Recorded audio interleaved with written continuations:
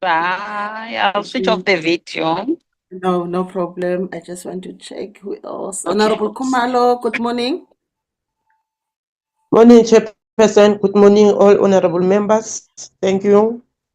Thank you. Okay, let me just check. Honorable Bilankulu, good morning.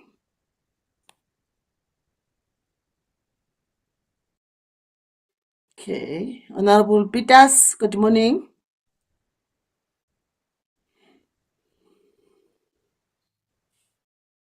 Honorable Peters. Over. Okay. Let me just check. I'm scrolling up. I want to see the members who are present. Honorable Pitch, good morning.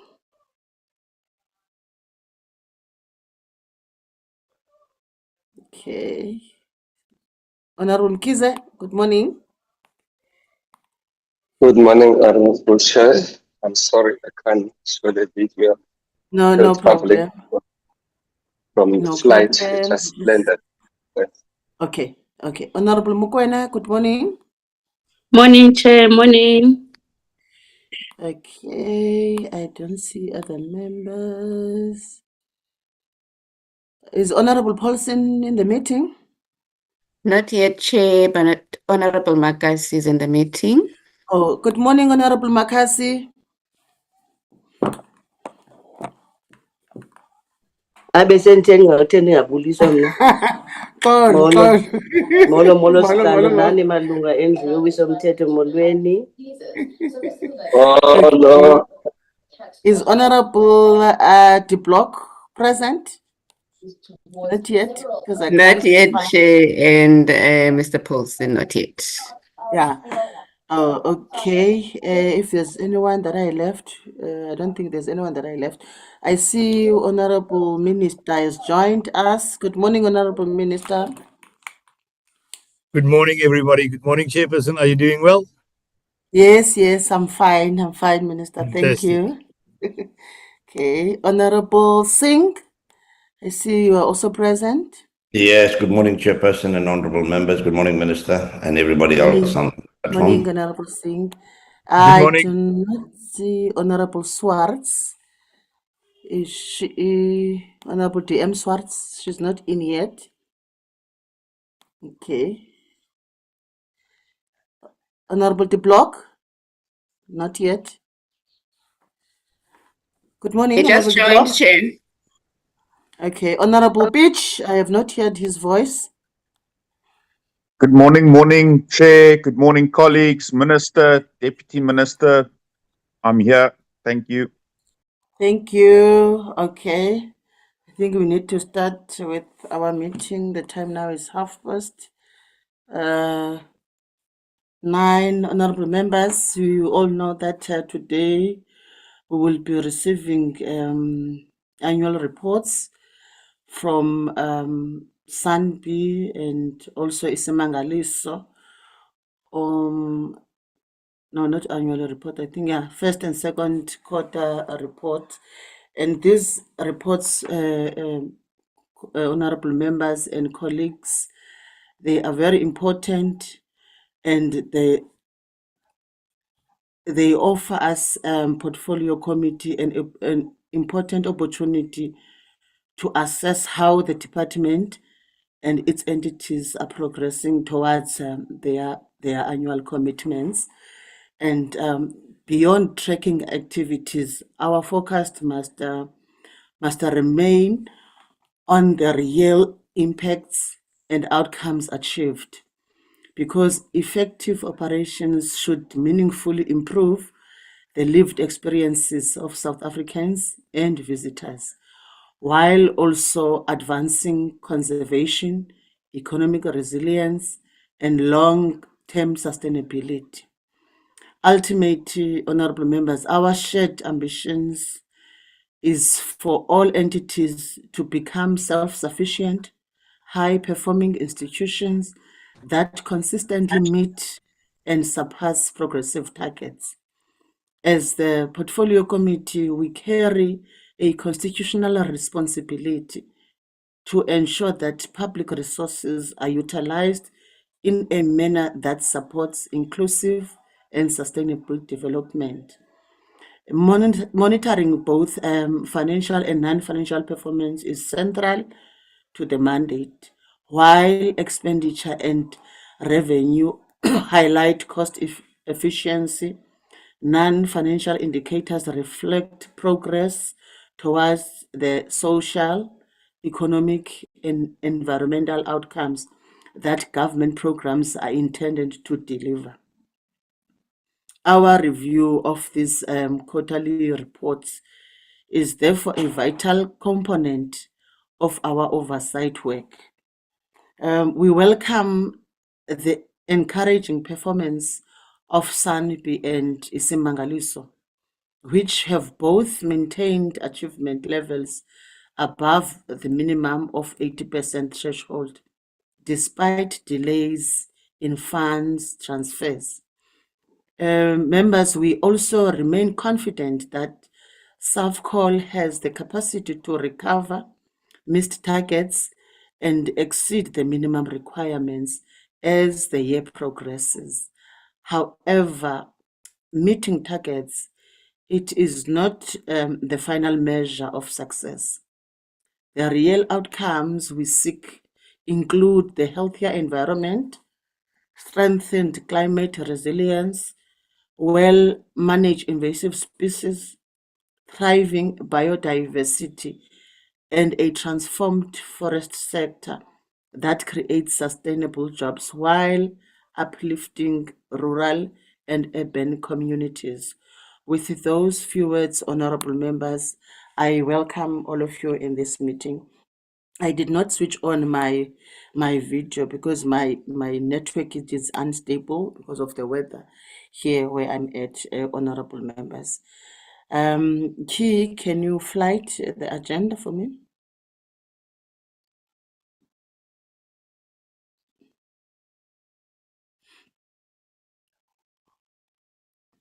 Okay, we are now on apologies. Can I check if there's any apologies?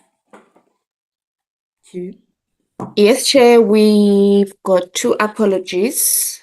The first one is from the Minister. He has requested to leave the meeting after he has finished his opening remarks. And the second apology, Chair, is from the DG. She won't be able to attend today's meeting. Thank you, Chair. Oh, okay. Members, can I then get a mover for the adoption of the agenda? We all see our agenda, it is flighted. Can I then get a mover for the adoption of the agenda? Okay, okay. I see the hand of Honorable Minister. I'm not sure that he wants to adopt the agenda. No, Chairperson, I don't want to adopt the agenda. I just want to say why I have to leave after I've delivered my opening address. I've got a meeting with the Minister of Environmental Affairs from Germany that starts at 10, and I've got to unfortunately go. But I just wanted to let you know about that. Thank you. Oh, okay, noted, Honorable Minister. Thank you for that. Honorable members, can I then get a mover? I see the hand of Honorable Manaka. Yes, thank you so much, Chair. And let me greet everyone who's in the meeting again. I raise my hand to adopt the agenda as presented by the Chair with no addition. Thank you. Thank you. Thank you, Honorable Manaka. Honorable Diplock? Oh, sorry, it was Beach. Honorable Beach. Sorry. Thank you, Chair. I second Honorable Managa's proposal. Thank you, Chair. Thank you, Honorable Beach. We are now going to move, honorable members, to our second item. I am now going to hand over to the Minister to do his remarks. Over to you, Honorable Minister. Thank you very much, Chairperson, and good morning again to everybody, to you, the members of the Portfolio Committee, to Honourable Deputy Minister Singh and Honourable Deputy Minister Swartz. I think the DG in her absentia as well as to the board members of the boards of South African Forestry Company, iSimangaliso Wetland Park Authority, and the board members of SANBI. Chairperson, it's a pity that we could not meet in person. I'm looking forward to my first in-person meeting with every one of you. But whilst we are not in that position, let's carry on with our virtual meetings. I'm really looking forward to you. It would be nice to meet everybody and to be there. But thank you so very much for this opportunity, Chairperson. We are today here to present the 2025-2026 first and second quarter performance reports for the South African Forestry Company, or SAFCOL, for iSimangaliso Wetland Park, and the South African National Biodiversity Institute. Let me first start with the South African Forestry Company. Honourable Chairperson, SAFCOL has demonstrated steady improvements in its cash position, recording a 16.8% increase from quarter 1 to quarter 2. The company has proudly maintained its Forest Stewardship Council certification for 28 consecutive years now, reflecting a sustained commitment to sustainable forest management in line with international best practice. SAFCOL continues to balance environmental stewardship with socio-economic development, ensuring that local communities remain actively integrated into the forestry value chain. A key operational milestone was the successful implementation of a new enterprise resource planning system, which replaced a high-risk legacy system. That was very important. The new ERP has enhanced data integrity, financial reporting, and cybersecurity. The system is now stable and operational, providing a solid foundation for better and improved operational integration, real-time analytics, and strengthened audit resilience. Chairperson, can you hear me? Yes, you are audible, Sorry, Honourable Minister. they say that it Clear. looks like I'm frozen, but if you can hear and see me, then it's No, fine. we can hear you. We can hear you. All right, thank you very much. Let me carry on. As a result of the improvements in the financial reporting arising from this ERP implementation, which initially contributed to delays in the AG's report for 24-25 financial year, the audit has now substantially progressed. Audits for SAFCOL subsidiaries have been completed. Abacus Forestry received a clean audit. Kamslabani Timber and Kumatiland Forest received unqualified audit opinions, and the SAFCOL audit group is tentatively expected to be finalized by the end of this month, and the annual general meeting tentatively held shortly after the end of March. Despite these gains, though, Chairperson, SAFCOL faces challenges relating to the aging infrastructure and outdated technology. The company is actively addressing these issues through the phased replacement of revenue-generating equipment, utilizing limited cash reserves, while also generating and engaging financial institutions to secure additional funding. We need that funding. In parallel, SAFCOL is advancing a phased upgrade of the Timber Dollar sawmill to improve processing capacity and operational efficiency. Chairperson, another significant challenge is timber theft. We all know about that. It affects the forestry industry broadly. SAFCOL is collaborating with law enforcement agencies, Forestry South Africa, and local communities to strengthen preventative measures and to mitigate associated losses. For the 25-26 financial year, SAFCOL is prioritizing financial recovery, infrastructure renewal, and positioning the organization for long-term growth. These priorities are underpinned by the company's continued commitment to sustainable forestry practices, to climate change mitigation, as well as to socio-economic development in its areas of operation. Chairperson, let me go shortly over to iSimangaliso Wetland Park Authority. As a designated World Heritage Site, iSimangaliso's mandate is to conserve and protect the park's unique biodiversity, its cultural heritage, its natural beauty, while also promoting sustainable tourism and socio-economic development. This mandate of iSimangaliso remains central to its strategic objectives and continues to guide its operations. I'm pleased to report that iSimangaliso has made commendable progress in fulfilling its obligations and demonstrating its commitment to the realization of its strategic goals. During the first quarter, iSimangaliso planned for 18 output indicators and achieved 15 of them. This reflects an overall organizational performance then of 83%. In the second quarter, the entity planned for 19 output indicators and they've achieved 16, which translates into an organizational performance of 84%.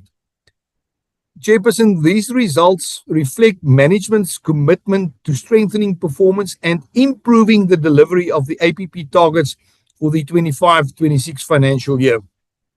If I then carry on to the South African National Biodiversity Institute, or SANBI as we all know it, Chairperson, SANBI is mandated through the National Environmental Management Biodiversity Act, or NEMBA, to provide leadership in biodiversity research, conservation, policy advice, and human capital development. The Institute generates the scientific evidence and data that inform decision-making, planning, and implementation across the biodiversity sector. SANBI also provides technical, strategic, and scientific support to South Africa's fulfillment of our obligations under international and regional multilateral environmental agreements relating to biodiversity, climate change, and ecosystem restoration. And in doing so, the Institute advances South Africa's national interest by addressing biodiversity loss, combating land degradation, and promoting ecosystem-based adaptation to climate change impacts. We have all seen what the effects of climate change are recently with felt fires, with the amount of floods and the frequency thereof. And we need this information from SANBI to also assist us. SANBI is further tasked with managing a diverse network of 11 national botanical gardens, as well as 2 national zoological gardens, campuses as windows into South Africa's biodiversity across 8 provinces. These facilities support conservation research, environmental education, recreation, tourism, and public engagement. Chairperson, SANBI achieved a performance level of 96% in the first quarter of the 25-26 year and maintained this performance at 96% in the second quarter as well, with quarterly activities linked to 26 of the 27 annual targets that were fully achieved. This sustained high level of performance is commendable, as strong quarterly results are critical to ensuring that the Institute remains on track to achieve its annual targets as well as medium-term outcomes in line with its legal mandate. I wish to acknowledge and thank the board of SANBI for its continued strategic leadership and direction in managing the affairs of the Institute and maintaining a culture of excellence and accountability consistent with the standards expected of all the institutions. Chairperson, honorable members, I thank you again for the opportunity to present this 25-26 first and second quarter reports on the performance of SAFCOL, iSimangaliso, and SANBI. The respective board members and board representatives and executive management teams present here today will take the committee through the detailed progress against the annual performance plans, as well as the financial performance for the first and second quarters of the 25-26 financial year. I look forward to engaging with the committee on this, and I must again issue my apology for having to leave soon, but I've got a very important meeting with the German Minister of Environmental Affairs with regards to funding efforts and cooperation that we and Germany has got with regards to many issues in the environmental sector. Thank you very much, Chairperson. Thank you, Honorable Minister, for your remarks, and all the best for your meeting. Thank you very much. You are excused. Thank you. Can you Thank you, Chair. fly? Thank you. Thank you, Minister. Chi, can you flight the agenda?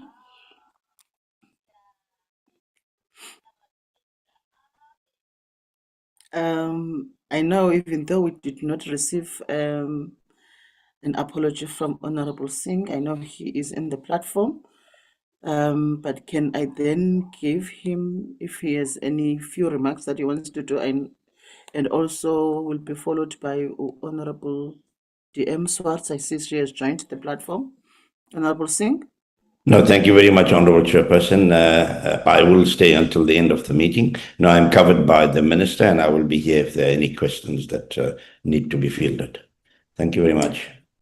Thank you, Honorable Singh. Honorable Swartz. Good morning, Honorable Chairperson and Honorable members and officials. Chairperson, you may proceed with your meeting. Thank you. Thank you, Honorable Swartz. Let's go back to our agenda. Because I can't find it on my phone. Chi, can you flight our agenda? Okay, I now invite the board chairperson of SANBI to do remarks. Then will be followed by SANBI that will be doing the presentation. Chi, we just forgot to read the list of the attendees from the department and also from the entities. Can you quickly go through that before I hand over to the chairperson of SANBI board? Yes, Chair. Chair, the delegation list from the department iSimangaliso, SANBI, and SAFCOL is as follows. Minister Ocamp, Honorable B. Swartz, Deputy Minister, Honorable Singh, Deputy Minister, Ms. Ajas, Chief Financial Officer, Ms. S. Mbanjwa, Chief Director for Forestry Policy Management, Ms. Nkosi, Chief Director, Protected Area Systems Management, Ms. Matusa, Chief Director for Biodiversity Management and Permitting, Ms. Mabena, Director Forestry Management, Mr. Siddharth, Director also for Forestry Management, and then Chair from iSimangaliso Wetland Park Authority, Inkosi Tembe, the board chairperson, Mr. Bukhosini, Chief Executive Officer, Mrs. Mtambo, Chief Financial Officer, Ms. Ntuli, Strategic Support Manager. And moving on, Chair, to SANBI, South African National Biodiversity Institute, Dr. Tau, the board chairperson, Mr. Munzezi, Chief Executive Officer, Ms. Sedite, Chief Financial Officer, Mr. Mashile, Chief Operations Officer, Dr. Franz, Head Biodiversity Science and Policy Advice, Mr. Kutu, Director for Strategy Coordination and Oversight. And from SAFCOL Chair, we have Prof, the board chairperson, and Mr. Lamini, the acting CEO, and Mr. Maruma, the acting Chief Financial Officer. That is the delegation, Chair. Thank you. Thank you. Thank you, Chi. I am now going to hand over to the board chairperson of SANBI, Dr. Tau. Over to you for the brief remarks. Thank you. Thank you very much, Chairperson. I'll just show face and close due to bandwidth limitations. Chairperson of the Portfolio Committee, Honorable Hanso and Honorable members, Honorable Minister Ocamp, Honorable Deputy Minister Swartz and Deputy Minister Singh, board chairpersons, CEOs and executive management of DFFE entities present today, and in absentia, the Director General of DFFE. Good morning. I'm pleased to be leading the SANBI delegation for today's Portfolio Committee briefing on the performance of the Institute in the first and second quarters of 2025-2026 financial year. As it has been recognized already by the Minister, SANBI achieved a performance of 96%, that is in the first quarter, and maintained the same level of performance in the second quarter, which indeed is a commendable achievement and should be maintained or improved on. The SANBI board, which I represent here today, Chairperson, continues to provide oversight and guidance to management in line with the relevant prescripts governing the role and conduct of boards. I'm happy to report that the entity's targeted efforts in implementing the identified targeted improvement measures and lessons learned from 2024-25 have seen SANBI performance improve during the current financial year, which is 25-26. This is despite financial constraints which we experience. Chairperson and honorable members, I wish to briefly highlight to the committee some key organizational matters on which the board continues to provide strategic leadership and direction. All this in an effort to ensure the entity is stable and adequately capacitated to deliver on its legal mandate. Those three issues are, firstly, enhanced corporate governance. As we build on the achievement of a clean audit outcome in 24-25 financial year, strengthening governance, compliance, and risk management remain as areas of continuous focus for the entity. The second area is SANBI's financial position. SANBI's total assets exceed total liabilities, and current assets surpass current liabilities. That means the organization is solvent. However, budget cuts continue to put pressure on the organization. As a consequence, cash flow remains constrained, but the entity continues to work with DFFE on this matter to bring about a lasting solution. The third area is on financial sustainability. I'm pleased to inform the committee that the entity continues to implement a financial sustainability strategy, which is aimed at enhancing revenue generation and resource mobilization with signs of visible improvements in this area. I want to also touch on the role of national gardens, and Minister has already unpacked this area. Our national botanical and zoological gardens continue to fulfill their roles in conservation, research, recreation, ecotourism, and education. SANBI continues to fulfill its primary decision support mandate by providing scientific and policy advice on several critical areas.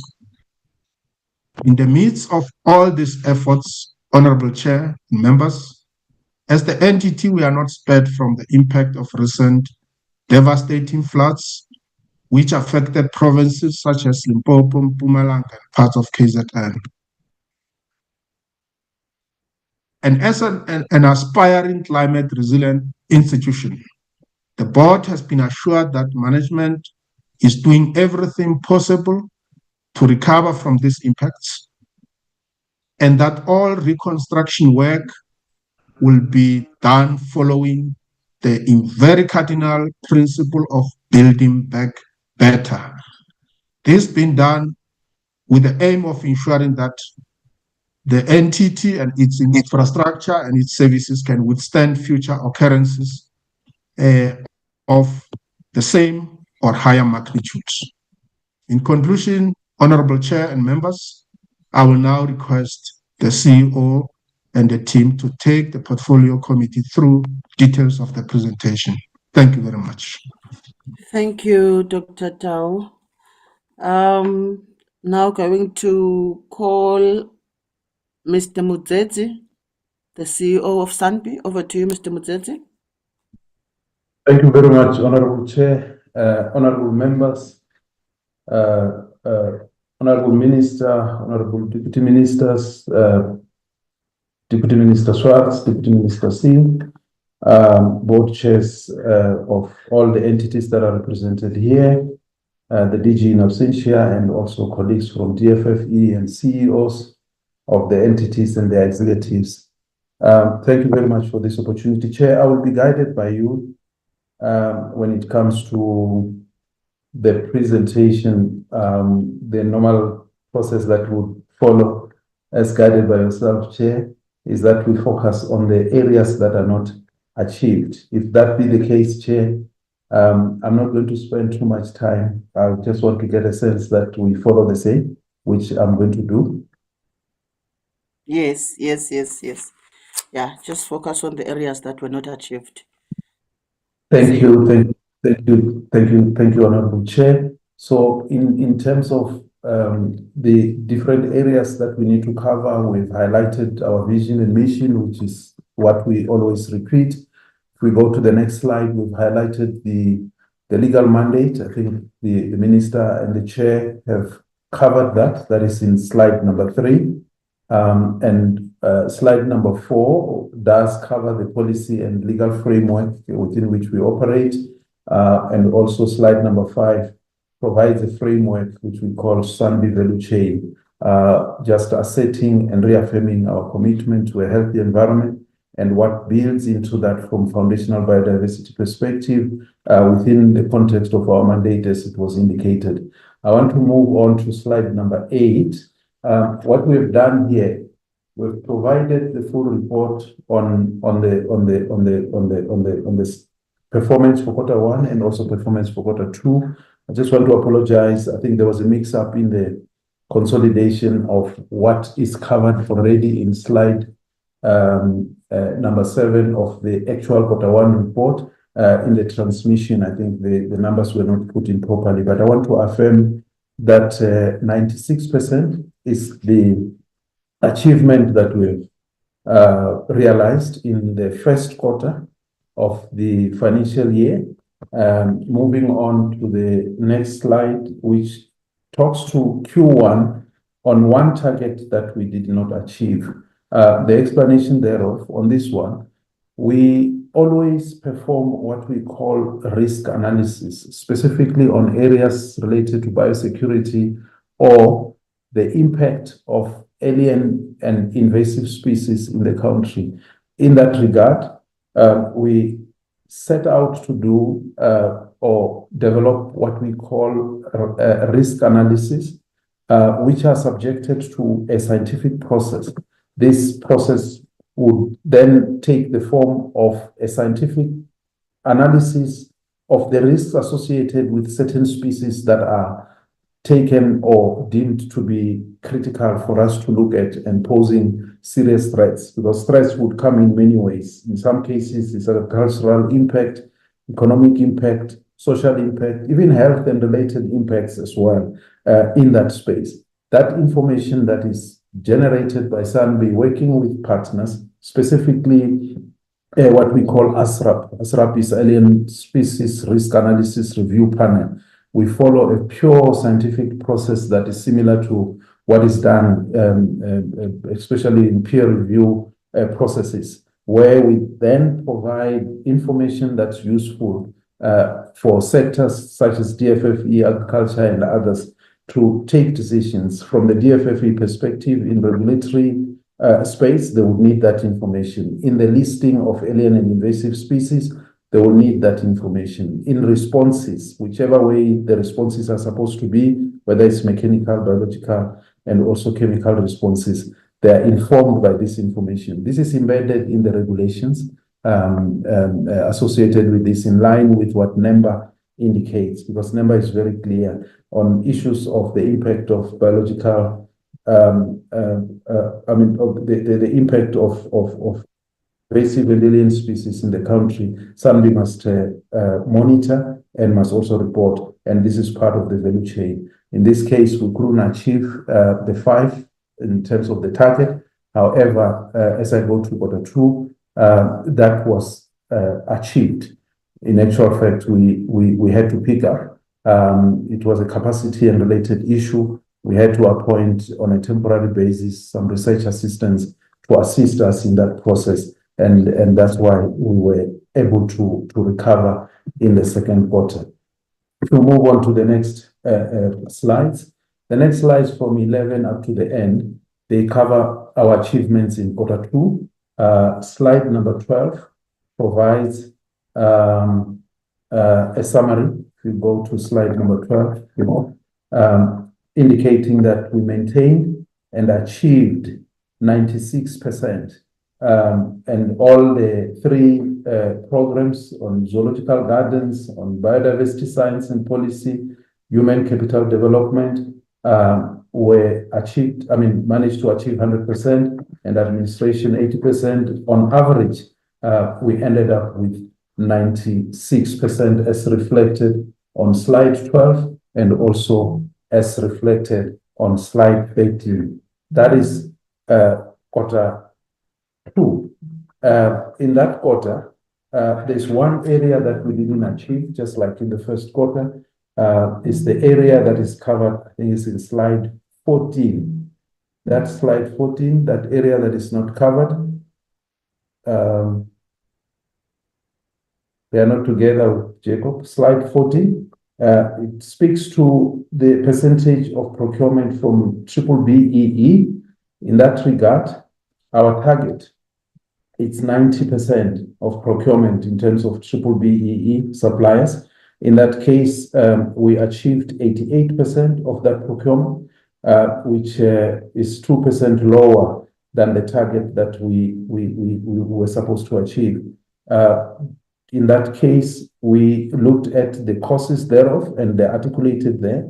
We had one big contract that is ICT related and single source renewal of licenses that we were looking at. In that we couldn't achieve the BBBEE, we missed that by 2%, but we are working very hard to make sure that in the next quarter, in actual fact, we recover from that and we manage to achieve 90% and above. So that is the report in terms of performance.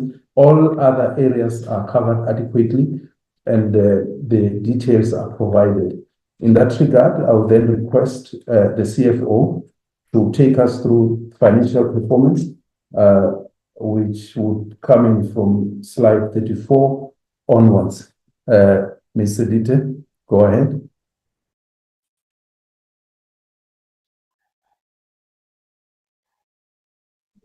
Over to you, Ms. Sedite. Thank you, Chair, and good morning, Chair. Good morning to the Honourable Member, to the Minister and Deputy Ministers, and the Board Chairpersons, and all the colleagues that are here and the DG in absentia. Chair, we'll start with quarter 1. We will be just providing quick highlights on quarter 1. Chair, you'd note that in terms of the grant that we received, there is an addition as compared to what we had on the budget, and this is due to the assistance that we got from DFFE who provided us with early submission of our trenches, and therefore we were able to keep matters afloat. You would note, Chair, that I think it was highlighted in terms of the transfers that were not received, and you see there that EPWP in terms of quarter 1 was not yet received. What is of significance to highlight on quarter 1 in terms of the performance is that despite us moving into what we generally call the dry months, Chair, we are seeing that there was some improvements in terms of our admission fees there, Chair, where we received more than what was budgeted. And similarly, you'd see on the investment side as well, we've received more than what was budgeted. If we then move into the expenditures, Chair, we maintain quite stringent financial discipline in that what you would find across the line is that we employ strategies to ensure on the costs that we really can manage, we curb those. Unfortunately, there are areas where they're outside of our reign, and we are really alongside our board engaging the ministry who are really assisting us on that regard. But however, Chair, we want to indicate that on the personal expenses, we are aware that that's one we can control, and therefore we curb the expenses there. So you would note that there was significant saving in that area. Similarly, when it comes to the operational expenditures, there there is a saving. If we move to Q2, Sir Jay, on Q2, Chair, you'll see it's similar results. Q2 financial information, sir. Chair, while they are putting that, you will see that the trend continues on Q2. I'll continue engaging while the team are just putting that on the screen. And again, Chair, as I've highlighted in terms of grant, we are really getting assistance from DFFE. There has been challenges with EPWP, and we've been made to understand that those are now being cleared. I know that the DFFE team is working on providing us with that EPWP grant, but as of the 30th of September, that was not in. We're anticipating that that will be finalized sometime towards the end of this month or the beginning of the next year.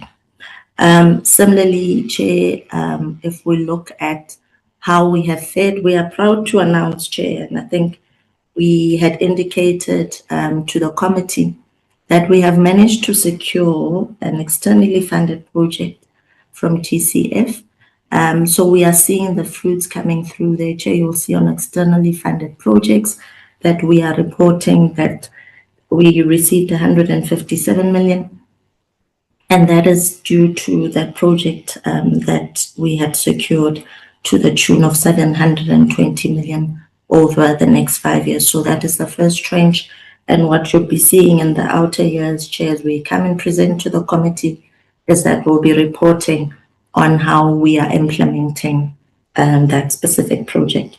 The expenditures remain. The strategy on personal cost remains, Chair, with us still only appointing on critical positions, and on the operational expenditure still maintaining to the best of our abilities on expenditures that we can rein in, and we have done so, Chair.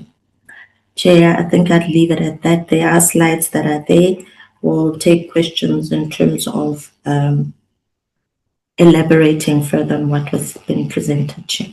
Thank you very much. Thank you, Ms. Sedita. Honorable members, that is the report from SANBI. I am now going to note hands. I see the hand of Honorable Paulson. Honorable Singh, you have raised your hand. Let me give you before I give to the members. Thank you very much, Honorable Chair. Honorable Chair, you would have noticed the CFO report about the EPWP grant in the first and second quarter. We were having some challenges with Treasury, but we had meetings with Treasury and the Deputy Minister of Finance over the December period, and they have now approved a deviation. And perhaps if the CFO is online, she could indicate whether those monies will be transferred and when they will be transferred. But I think it's a matter that will not recur because they've approved. In past years, it was easy. We just transferred the money, but now they started querying lots of things. But I think they began to understand, what we are doing and why we are doing this. So I don't know if the CFO is there. I was not able to ask her if she was able to transfer the money, or will it be done before the end of this financial year? Thank you, Chair. Okay, I was going to give to the department as well to respond to some of the questions that are related to the department. However, I am going to give to the CFO. I assume that you are talking about the CFO of the department. Correct. Correct. Yeah. Okay. CFO, can you respond to the question? Thank you so much, Honorable Chairperson. Good morning to yourself, Honorable Minister, Honorable DMs, Honorable members, CEs, and the colleagues. Thank you so much for allowing me the opportunity to clarify the issues around the EPWP. As Deputy Minister Singh has indicated, We signed 3-year MOAs with the entities in 2022-23 financial year. For the past 2 financial years, there has not been any issues with us transferring those monies.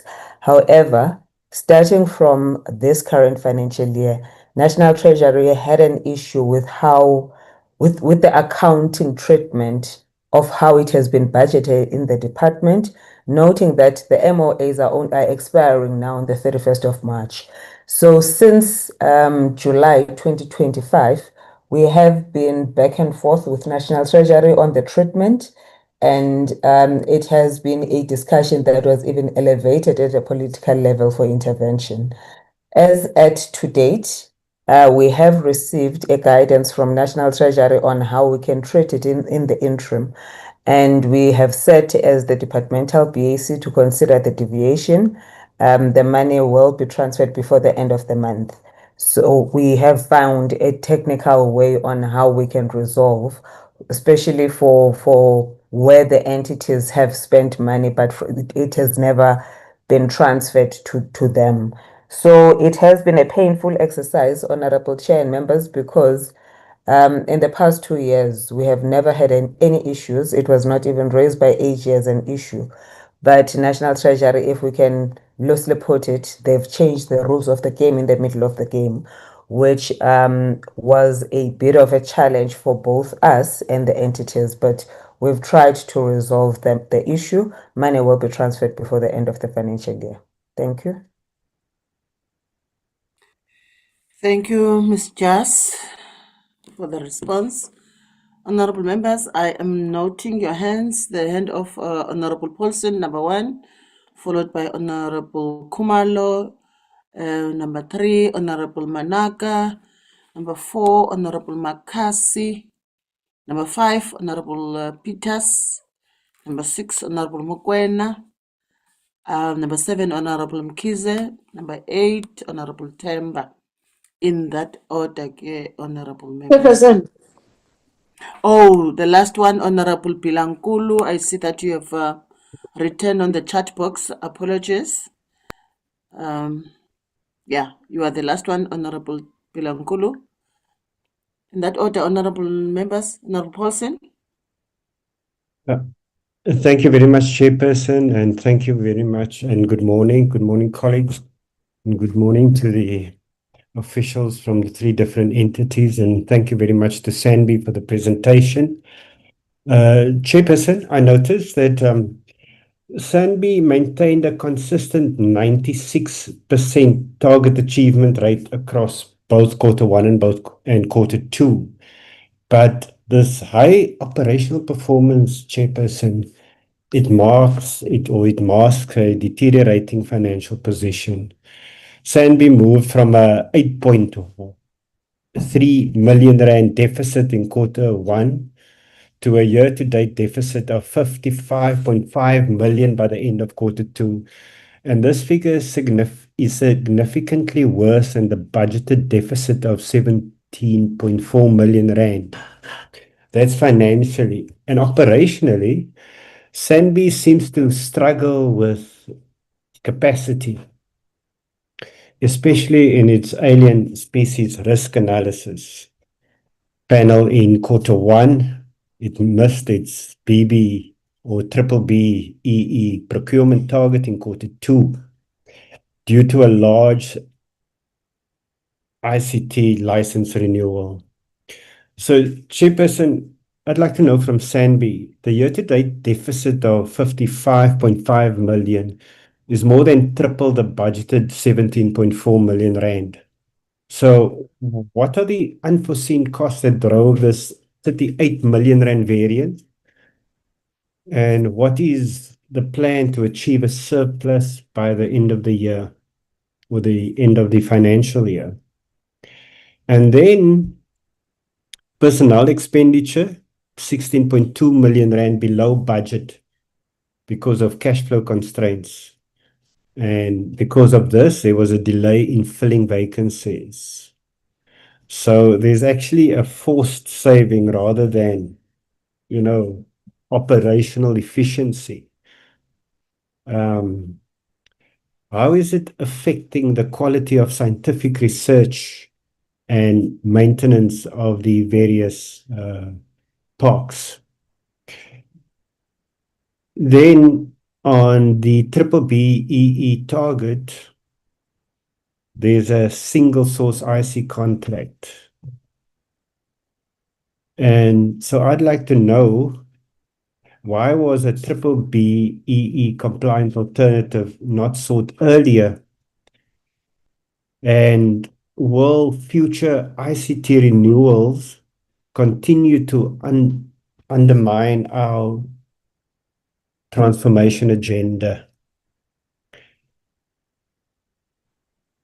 Chairperson, capital expenditure was 51%, 10.5 million rand above budget in Q2. I'd like to know, is this due to accelerated project delivery or poor initial budgeting for infrastructure projects? The last question, Chairperson. Admission fees were 6.7 million rand above budget in Q2, and yet SANBI cites tough economic conditions as risk.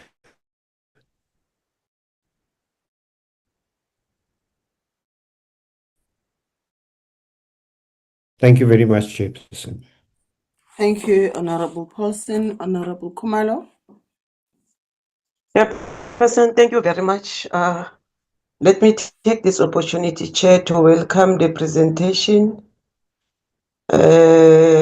from SANBI.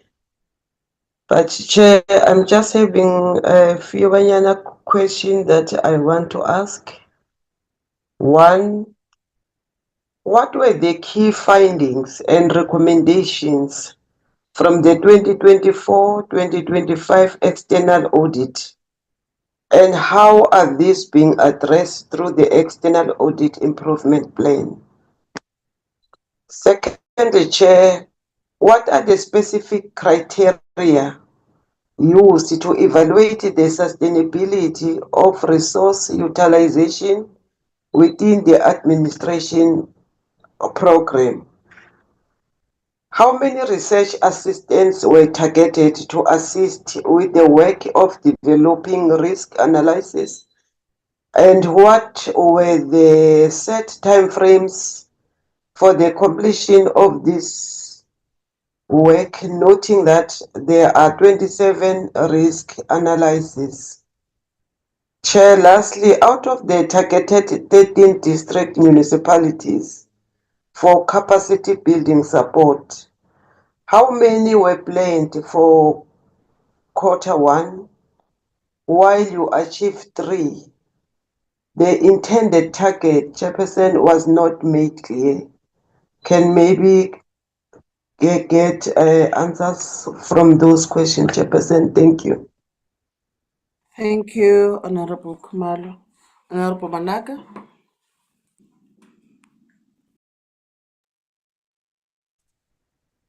Yes, thank you so much, Chairperson. And some of the questions that I wanted to raise were raised by Honorable Paulson. But Chairperson, I would like to talk on the issue of expenditure for personnel, because we're seeing that the expenditure, like Honorable Paulson has said, it's below budget due to the filling of the vacancies that is being delayed. So which critical positions, CEO, are remaining vacant, and how is this impacting the service and the project implementation? And what is the revised timeline for filling of the posts? We should remember we are struggling with unemployment. But if there are posts that are funded, why should we leave the posts vacant? The issue of EPWP, for as much as we don't agree with the EPWP, but there are people who can benefit if those posts are advertised. I also want to check with the CEO, with the EPWP, are you getting the middlemen to appoint the EPWP workers, or you are advertising them yourselves? The other thing, Chair, before I pause, the previous quarters, not quarter one, not this quarter, they used to struggle with the projects, but I could see with the report that they've just presented today, they are doing very well with the projects. However, it seems as if there is a problem with the budget, with the budget that is allocated to them, because they are not utilizing them. I just want to check with the targets whether they've reduced some of the targets that they have on issue of project management, because the previous financial years they were struggling. I hope I'll get a response from the CEO. Thank you. Thank you, Honorable Manaka. Honorable Makasi. Thanks, Chair. Let me also welcome the presentation by SANBI. I have the following questions. How sustainable is exceeding visitor targets for national botanical and zoological gardens, and what measures are in place to manage the increased demand on resources and infrastructure? And what are the specific reasons behind the lag in EPWP grants and projects income, and what strategies are in place to address this shortfall? And what is the detailed breakdown of the 1.4 million outstanding amount from the operational tenants, and what steps are being taken to recover this debt? And how will SANBI ensure that the mobilized financial resources are effectively utilized to achieve the intended biodiversity outcomes? And what are the specific details of the zoo building transfers, living resource standard and application, and timelier submission for review that require focus? I thank you, Chair. Thank you, Honorable Makasi. Honorable Peters, can other members lower their hands, please?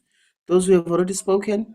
Honorable Peters, over to you. Thank you. Yes, I'm ready. Thank you, Chair. Firstly, I'd obviously like to welcome both the Deputy Minister Singh and Swart, as well as the officials from the departments and the boards. Would like to thank them for their presentation, as well as commend SANBI for the consistent performance for quarter 1 and 2, especially in the scientific outputs, the education programs, as well as the visitor numbers.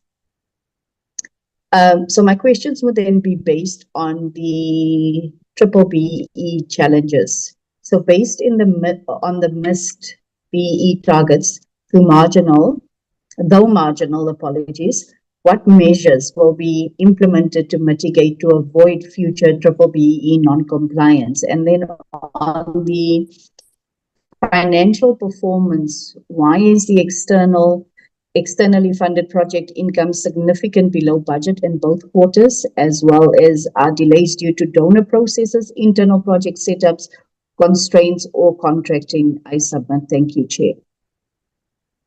Thank you, Honorable Peters. Honorable Mkiza.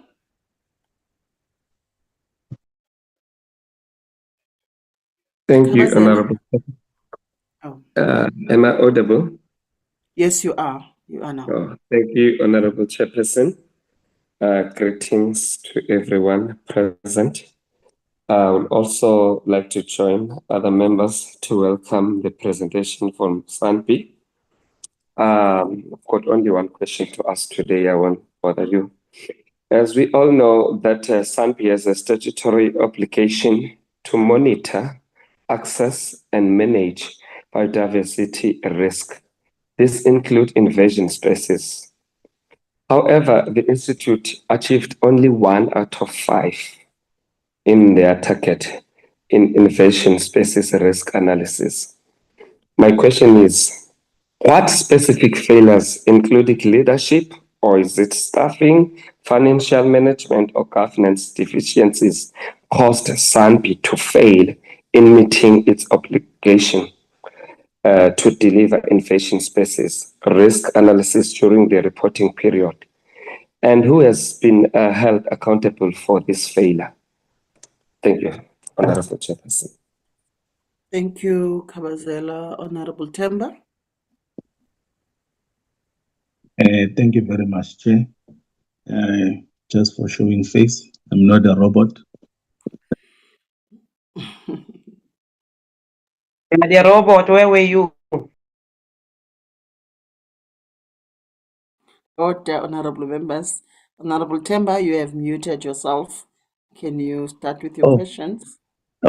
Thank you very much, Chair. Greetings to everyone in this platform. Greetings to the deputy ministers who are with us today. I have some few questions for SANBI.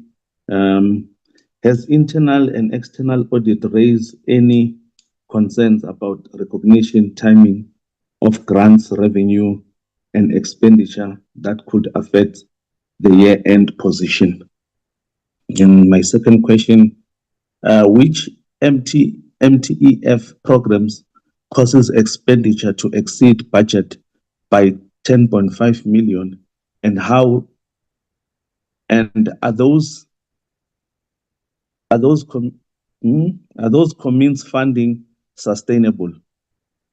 Then my last question, what corrective action and timelines are in place to recover project income and EPWP funding, and who is accountable? Thank you very much, Chair. Thank you, Honorable Temba. Honorable Mukwena, you will be followed by Honorable Bilangulo.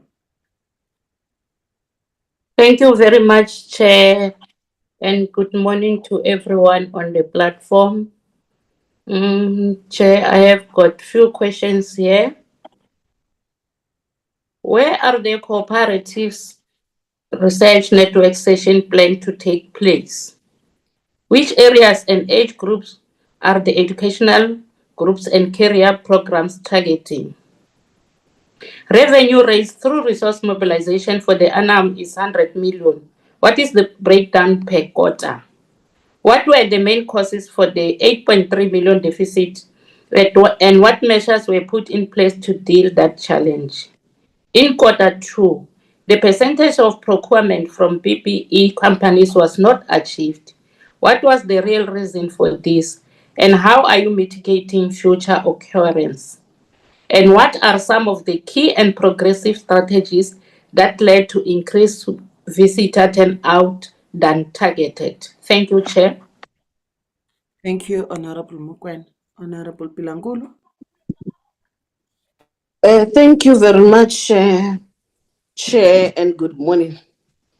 I just opened my video, but I will switch it off now. Chair, I've got also a few questions. My first question, Chair, I would like to know as to how effectively are SANBI's programs contributing to the improved state of biodiversity, contributing to a thriving society impact statement. And there are any gaps in SANBI's activities regarding its legal mandate, particularly concerning monitoring and reporting on GMO impact or coordinating civil society involvement in ecosystem rehabilitation. Chair, I also want to know as to how well do the program purposes align with SANBI's mission statement. And for the risk analysis of alien and invasive species, what specific capacity gaps hindered the submission of risk analysis to ASRAP, and how will the appointment of research assistant address these gaps? The last question, Chair, I just want to know as to why was there a delay in the procurement of triple BEE companies in the second quarter, and what specific targeted measures are being implemented to improve the performance in the upcoming quarters? I thank you, Chair. Thank you, Honorable Bilangulo. I I do not see any hand. Think Honorable Mkhize, yours, it's a legacy hand. Those with the hands that I've noted, honorable members. Before I give to SANBI to respond, I just have one question, or let me say an emphasis on the question that was raised by Honorable Ukhumalo. It is most likely for you, SANBI, to achieve the target on hosting of capacity building work sessions on biodiversity mainstreaming with district municipalities, as already indicated. But I want to ask, how do you plan to support or guide or monitor district municipalities to ensure that biodiversity mainstreaming plans are adequately funded, effectively implemented, and aligned also with the national biodiversity priorities? For example, what indicators are you using to measure the success or the impact of biodiversity mainstreaming capacity building at local government level? That is my addition, honorable members and also colleagues.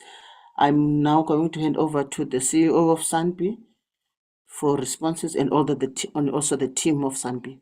Over to you, CE. Thank you very much, Honorable Chair and Honorable Members, for all the questions that were raised. We recorded them, and I would come after my colleagues who will speak to the areas of their expertise.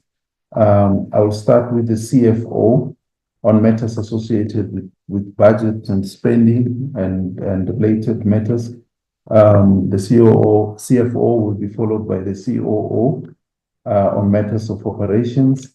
And then the last one will be the head of branch responsible for science and research, Teresa, Dr. T, will then come through in that order. CFO, if you will be the first one.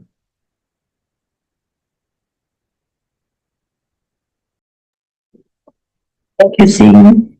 And good morning once again, Chair. And thank you to yourself and the honorable members for the clarity-seeking questions. Chair, I will start with just highlighting on the budget side. What we are given as an entity is an allocation letter, and we are then required to fit all our operations in line with whatever we've been allocated.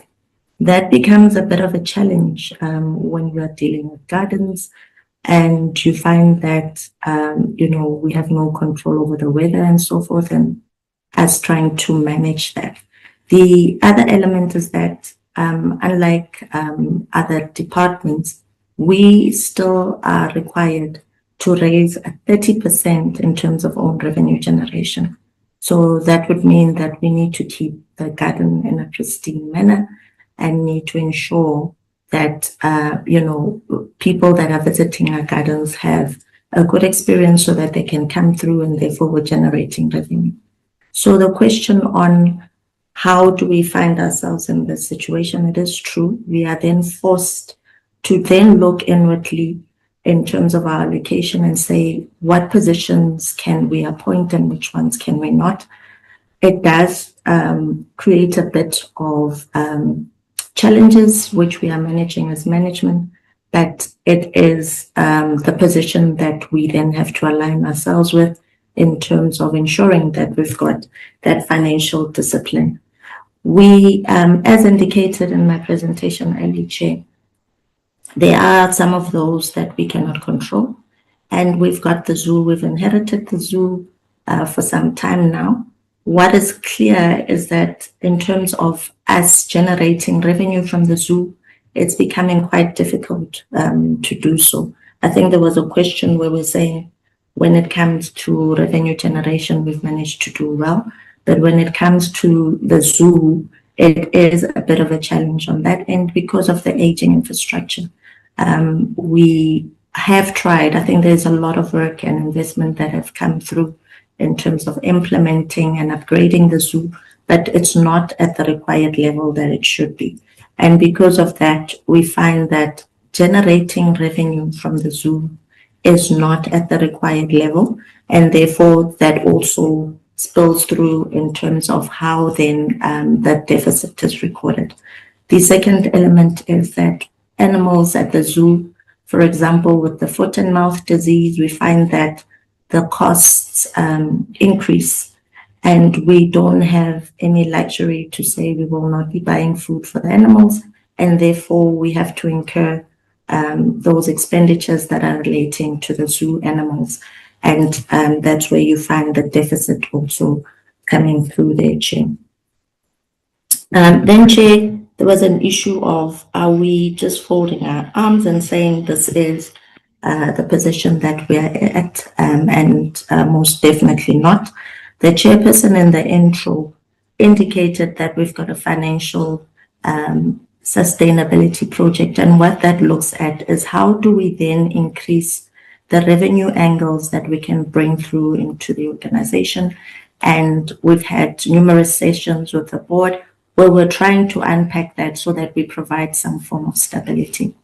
We have been knocking at the minister's door. I think, you know, those engagement that Deputy Singh highlighted earlier were really as a result of some of the cries that we put on their table. And we are seeing that they might be able to assist us in terms of grant funding. We have received additional funding, Chair, for this year, which of to the tune of 31 million. And that will just assist us in terms of just stabilizing for the year. The outer year, the board is engaging with the ministry so that we try and see in the short term, how do we get SANBI just to keep afloat amongst all these other challenges, and actually make sure that we continue to improve in terms of performance. Then, Chair, the forced savings, I think I've already spoken to. So if you are then supposed to cut the cloth that you are given in order to clothe yourself, you have but no choice to look at those forced savings. The BEE compliance check, this is with regard to licenses that we have for one of our systems, so it will be there for quite some time. In the previous years, it was not really an issue because, you know, we had sufficient budgets there. So the other tenders and RFQs that we do, we are quite strict on those ones, and we show that we enforce compliance. We are now, Chair, in terms of our tracking, trying to implement in our contracts an avenue where people that are not compliant with BEE, we give them some time so that they become compliant. And those that have already recorded themselves as being compliant, we then also want to ensure that they keep that compliance status while they are with SANBI. Then on the capital expenditure, what you generally see is that when we commit on the capital expenditure, we will commit for a number of years, and therefore you'd find that some projects that were committed in the prior year would be rolling smoothly, and therefore you'd find the expenditures coming through in this year. But however, the commitments we will then also keep so that there is a balance between what we've received for the current year and those ones that we still have to finalize from the previous year. Trying to see. Then there was a request for us to provide a breakdown of the 1.4 in tenants. This is purely for the rental that we have with the likes of your MTN and Vodacom. We were just having a bit of dispute in terms of our contracts. That has since been finalized, and we've received the full amount for the 1.4 that was owed to us, Chair. I think, Chair, what we do as SANBI is, due to our limited cash, we really put all stops in place to make sure that whatever is owed as little as it can be. It goes into our bank, and then we'll filter that through for us to generate interest and generate revenue from it. Externally funded projects, Chair, there was a question on, it seems that they seem not to be an alignment in some of them, and that is correct. When we do our project, our budget, we do that with the anticipation of what we can secure. And sometimes you find that those externally funded projects are not secured, or we're not successful in securing them. And on the other end, as we've seen in Q2, there are those that are coming through quite higher than anticipated. So it's that kind of a delicate balance because we do put out our proposals, and then it is then from the funder's side on whether they agree with what was proposed and give us the funding for it. On the external audits, the question of what were the key findings and recommendations. So we have in specific areas, it was purely on our AFS in terms of just making sure that we deal with those ones. We are working on those findings. There were findings on the disaster recovery, which we are 90% in terms of completing.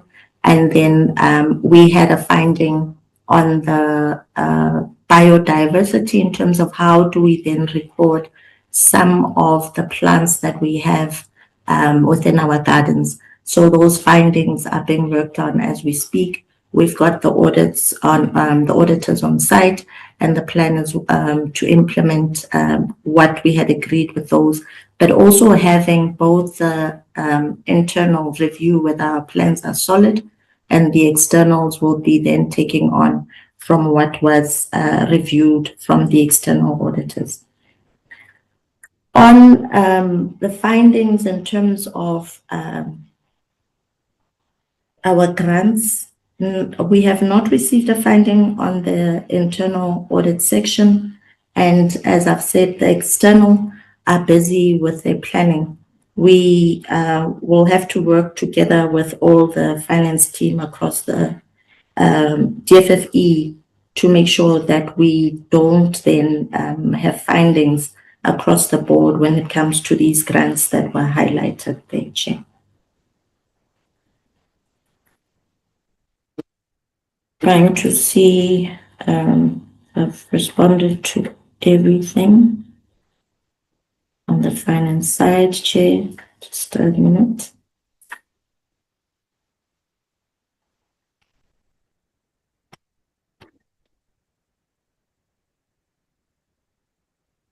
And I think, Chair, just, yes, see. Okay, continue. Just finish up. Okay. No, it's just that some of the questions would be linked. I'm just trying to make sure that I cover everything.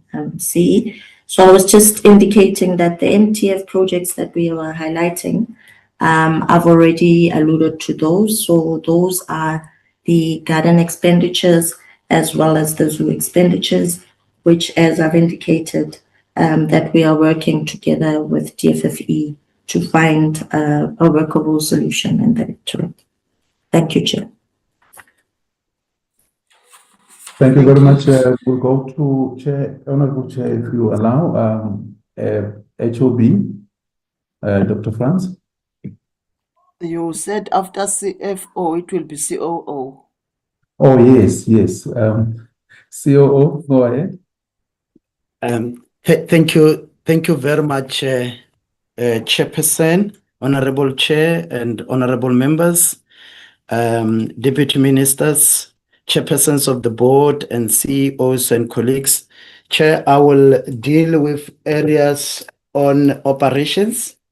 I will start with a question around the critical positions, which remains vacant. What are we doing with that, and what is the plan around that? Yes, we do have financial constraints, Chair, and how we have addressed this matter as management. We establish what we call a vacancy management committee.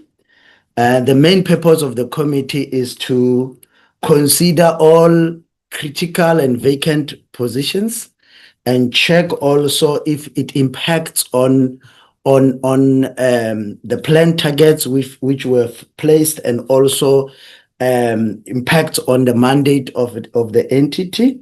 And based on that, then we will then prioritize and say which position should be filled, which one can be delayed.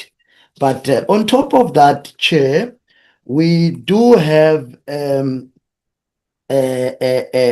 utilize some of the funding we get from donor funding, in particular the research component. We will then utilize funding which we get from donor funders. We do have a number of partners where we are implementing a number of programs.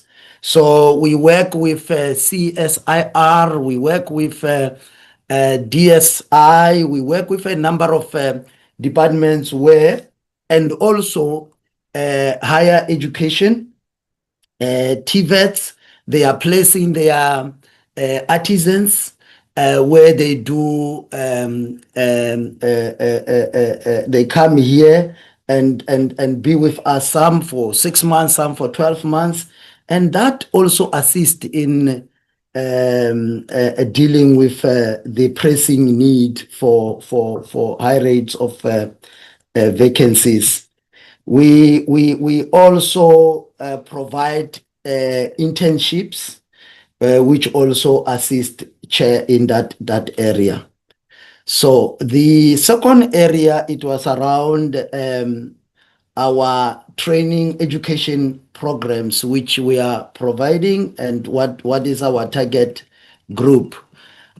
We do have training centers in all our gardens, and the main purpose of those is to then create an awareness and outreach. So we have our programs, Chair, they cover the trainers, meaning teachers. We train them on issues of biodiversity. We've got programs on higher education. We've got a program on kids on the gardens. And here is where we mainly target disadvantaged schools. And what we do for disadvantaged schools, we also subsidize them, chairperson and members. We subsidize them, the entrance fee, and where we can, we also subsidize on the transport to bring them to our gardens. In Kirstenbosch, we have a program on Kids on the Garden. We also have a bus dedicated just to go and fetch kids from the disadvantaged communities to bring them to the garden and educate them on issues of biodiversity. There is another question around EPWP. And the question was around whether we employ a third party or a middle person to recruit the beneficiaries. Chair, we can confirm that we implemented various EPWP programs, and the other one was Groensebenza, which finished in the last financial year. But in this financial year, we are implementing the greening project, and we are doing it internally with the assistance of the department. So we do the recruitment, and we place them. We run all your timesheets, and we report to the department. The other question was around our projects, in particular the infrastructure projects. That it seems as if we are now managing our project. What is the driver, or what is the cause of that improvement, or whether it's because of the budgetary constraints, or what is the cause? Chair, we can confirm that we are affected by the constraints in the budget, but we do have projects which we are currently implementing in our facilities. And what we then did as the entity, we improved on our project management of all our projects, and we have a daily, not daily, a weekly update on status of all those projects. So we've got a committee which is chaired by management, and all project leaders. They come, they then report on the status of their project. We call it red, meetings. So critically, you go to the point, the project name, where you are, what are the bottlenecks, and we assist in unlocking those bottlenecks. And is yielding some positive results for us, and projects are getting finished on time. There is, I think, another area I think I've covered. Oh yes, there was a question around the increase in visitors numbers. What was the drivers of that? One, weather was good on us. And it assisted us in pushing visitors to our facilities. And two, we had a good season for our events, and we increased also even other gardens. They were getting a number of events, which also draw people to our facilities. We have introduced what we call a National Garden Week, and this is assisting in exposing all our gardens, and we are starting to notice an increase in visitors coming to our facilities, and also increased on marketing and creating some awareness of our facilities, and all these together, they've assisting us to increase our visitors numbers. CEO, I think I have covered all the operational matters. Thank you. Thank you very much. Thank you, Chair. Thank you, COO. COO. I believe that is going to be the head of branch in science and what? Yeah. Yes, Chair. Yes, Honorable Yeah. Chair. The head of branch. Okay. Good morning, Honorable Chair, honorable members, Deputy Ministers, all protocol observed. Thank you so much to all the members for the questions. I will try to address all of the questions on the risk analysis for alien and invasive species. So indeed, we have had a challenge with capacity to undertake the risk analysis, but also quite importantly to administer. So there's a process that all of these risk analyses go through.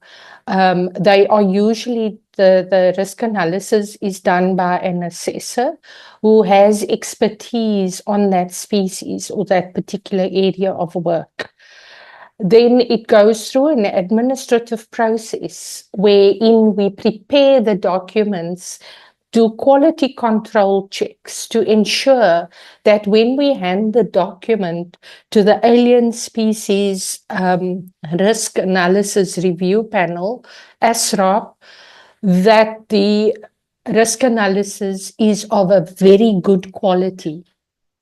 Subsequent to that, the ASRAP members send that on to experts for that peer review. So it's quite an arduous process, and it takes a long time for example, one risk analysis to be absolutely finalized to a point where it is then used for the alien and invasive species regulations. So the capacity challenge was largely because of limited funding through the EPWP funding, which funds our program of work on biosecurity or alien and invasive species. So we could not appoint additional staff. And so we, through a short-term mechanism, we appointed research assistants. All of the research assistants, there were 3 of them that we targeted. They all had to have completed the risk analysis for alien taxa training course. It is a training course given by SANBI in partnership with the Center for Invasion Biology at Stellenbosch University. Part of the course means that the participant must complete a risk analysis themselves. They must undertake it from start right to finish, go through the peer review and have that final risk analysis. So each of the research assistants would have completed all of that. They would be familiar with the process, all the technical work. They would be able to do the required follow-ups with the different experts.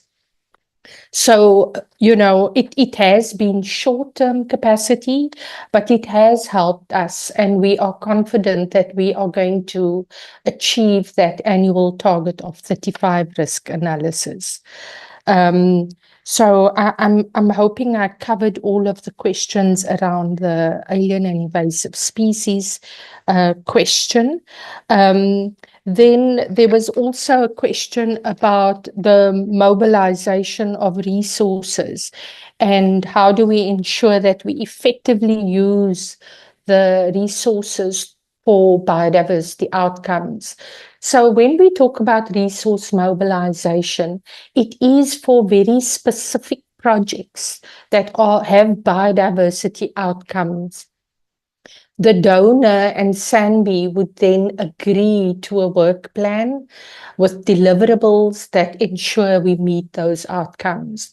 We cannot use the resource mobilization funding or project funding for anything outside of the project.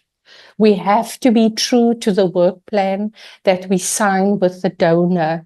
So we are quite constrained in that regard, that the project funds can only be used for that specific project, and we have to ensure delivery on those outcomes.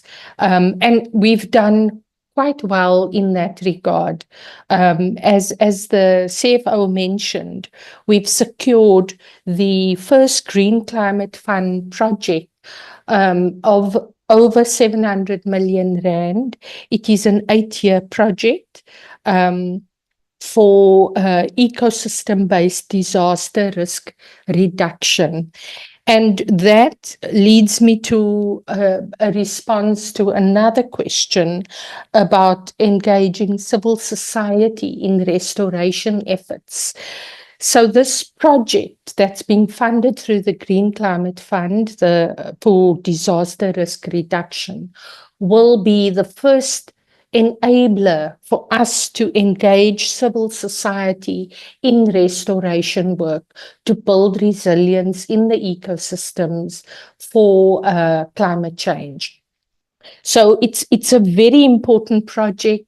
It helps us to at least take some of the work and the lessons learned from other projects to scale. So we'll be very excited to present, you know, the outcomes of the project as the project goes along. It's an 8-year project, so it's the first time we will be managing a project for that length of time. Then just in terms of the cooperative research networks, so for this financial year, we have cooperative research networks for restoration ecology And we use the Society for Ecological Restoration as the key mechanism to engage the experts in restoration ecology. We also have an amphibian genetic diversity indicators group. And this is really, really important because for the first time, South Africa is in fact leading on genetic diversity indicators, which was in our National Biodiversity Assessment of 2025. This will also help to inform indicators for a global genetic diversity. So that group is really quite critical, and they're piloting genetic diversity indicators. And then we have the IUCN Species Survival Commission for Southern African Plant Specialist Group. Also a really important group. Our stature as a mega-diverse country is largely through the diversity of our plants. And so we do have this specialist group that works together. And these are expert groups that come together to grapple with the challenges that we face and to help us also achieve our mandate. So all of those three cooperative research networks meet online. Because of the financial constraints, we are forced to do a lot of the engagements online. So unfortunately, it's not a place-based group, but it is open to experts across the entire country. And then last but not least, Chair, the question Can you that try you and wrap are, up, Ms. France, because we are behind schedule? yes. Can you please?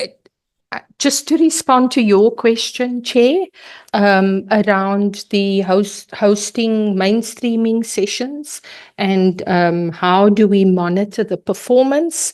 So we, through the department and with SANBI support, we're developing the National Biodiversity Strategy and Action Plan.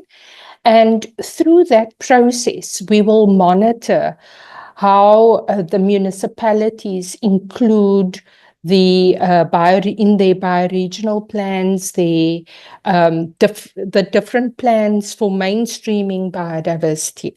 How they do all of that will be monitored through this NBSAP process. And there's different thematic areas. And biodiversity mainstreaming, of course, is being done across different sectors. So definitely we will be monitoring the implementation of the integrated development plans, bioregional plans, and so forth with municipalities. Thank you, Chair. Thank you, Ms. France, CEO. Over to you. Try and be precise to the responses. I'll be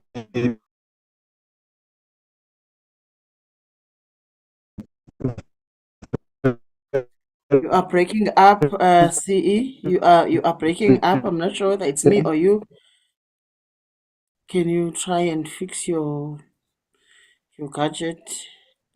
Honorable Chair, honorable members, I'll be very, very brief. I will speak to two areas, just as a matter of emphasis. The issue of, hear me now, Chair? Yeah, Can I be we heard? can hear you. We can hear you now. Can you hear me, Chair? Yes, two we areas. can hear you One, now. it's the area around this. Yes, I would just want to indicate two areas. When it comes to the issue of the zoo, we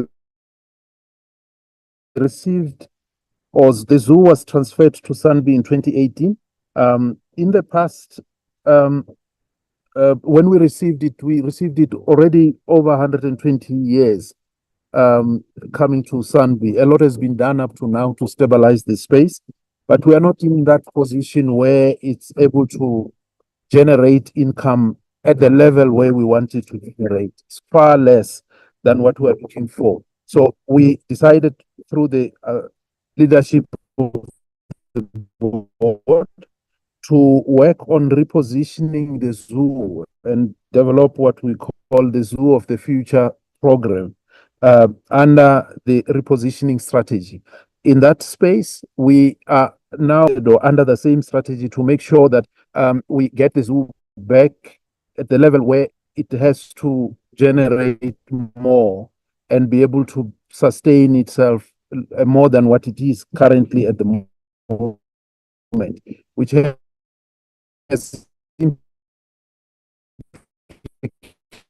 implications on Honorable spending members, across the I'm not board. sure. So in that Sorry, Mr. Mutsetsi, regard, I'm not sure whether it's me who has a problem with the network.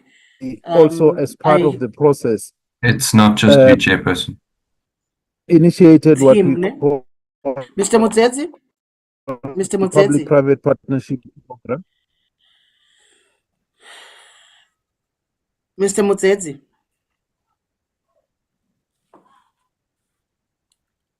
We seem to have technical glitches. I'm not sure whether it's from my side and or we have his lost side. him now. Yeah, Mm. okay. Honorable Chair? Sorry, I Yes. don't know what to do. I tried to change the devices. Okay. Just continue. We can hear you now, but we've lost you a bit. But can you continue? Yes, it's just only on one or two aspects. I just wanted to highlight on matters associated with the zoo that it's not operating as it's supposed to be. We've put up a strategy, the repositioning program, or strategy for that matter. The PPPs that we have started will then be moving to the next level with National Treasury on that. We've got all the preliminary results coming from that process. This is what we are putting through to reposition the zoo in line with the strategy that we put through. On the issue of the impact of SANBI, I think the impact of SANBI goes beyond just only environmental or ecological, goes into deal with matters economic, cultural, social, and others. We are intending in any way to work with DPME and the department, of course, to do an independent impact of SANBI's programs. We are very, very confident that the results thereof will assist a lot in terms of taking us to higher heights. But all the other areas colleagues have covered adequately. I would not want to repeat that. But we have got measures for each project that we do, including what the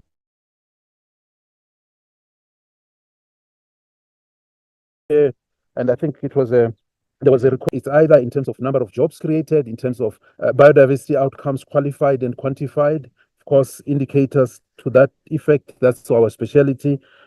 In the local government, you would see some of the maps in their special development frameworks informed by SANBI, decisions that are taken from environmental impact, informed by the products that SANBI releases on a regular basis and update for the country. Similarly, you would see in December when we launched the National Biodiversity Assessment, which is the state of biodiversity report in the country in line with our mandate. That in itself also is supported by a number of subsets, spatial and quantified and qualified tools that are used by different stakeholders across the board. So impact-wise, I don't think we have an issue. So I will leave it here for now, Chair. Taking that colleagues have covered a number of areas that were Okay. asked. Thank you very much. Thank you, Mr. Mutsetsi. Honorable members, those were responses from SANBI. I do not see any hands for follow-up question. Honorable Mkize, is this your legacy hand? Because Oh, sorry. I have requested members to lower their hands. Please, let's normalize lowering our hands when you are done talking. Okay. Thank you very much, SANBI. Seeing that there are no hands for follow-up questions, I am now going to move honorable members to the board chairperson of iSimangaliso. Just want to check my program. Yeah. Board Chairperson of iSimangaliso. Ngosi Tembe. Nkosi Just says few, yeah, Ngosi Tembe, yeah. Just to say his few remarks, and I just want to caution colleagues that we are running behind our schedule. Now we will have to try to be brief. Over to you, Ngosi Tembe. Thank you very much, Chairperson of the Portfolio Committee, for affording me an opportunity to be brief as possible. The Honourable Minister in absentia, the Honourable Deputy Ministers present in the meeting, Honourable Members of the Portfolio Committee, DG of the DFFE, Chairperson of the Board and Board members who are present, representatives of the entities, CEOs who are present, shareholders who are present in the meeting, and everyone who's present. Thank you very much, Chairperson. As we have alluded to the point that we have to be cautious of time, I'll be brief as possible. It is an honor to present the SANBI Wetland Park Authority 2025-2026 first and second quarter performance reports as per the Portfolio Committee program. During the first quarter of the 2025-2026 financial year, the entity had planned for 18 output indicators, and 15 of those output indicators were achieved, which translate to 83% of the organizational performance. During the second quarter of the 2025-2026 financial year, the entity had planned for 19 output indicators, and 16 of those output indicators were achieved, which translate to 84% of the organizational performance. This is a demonstration of the management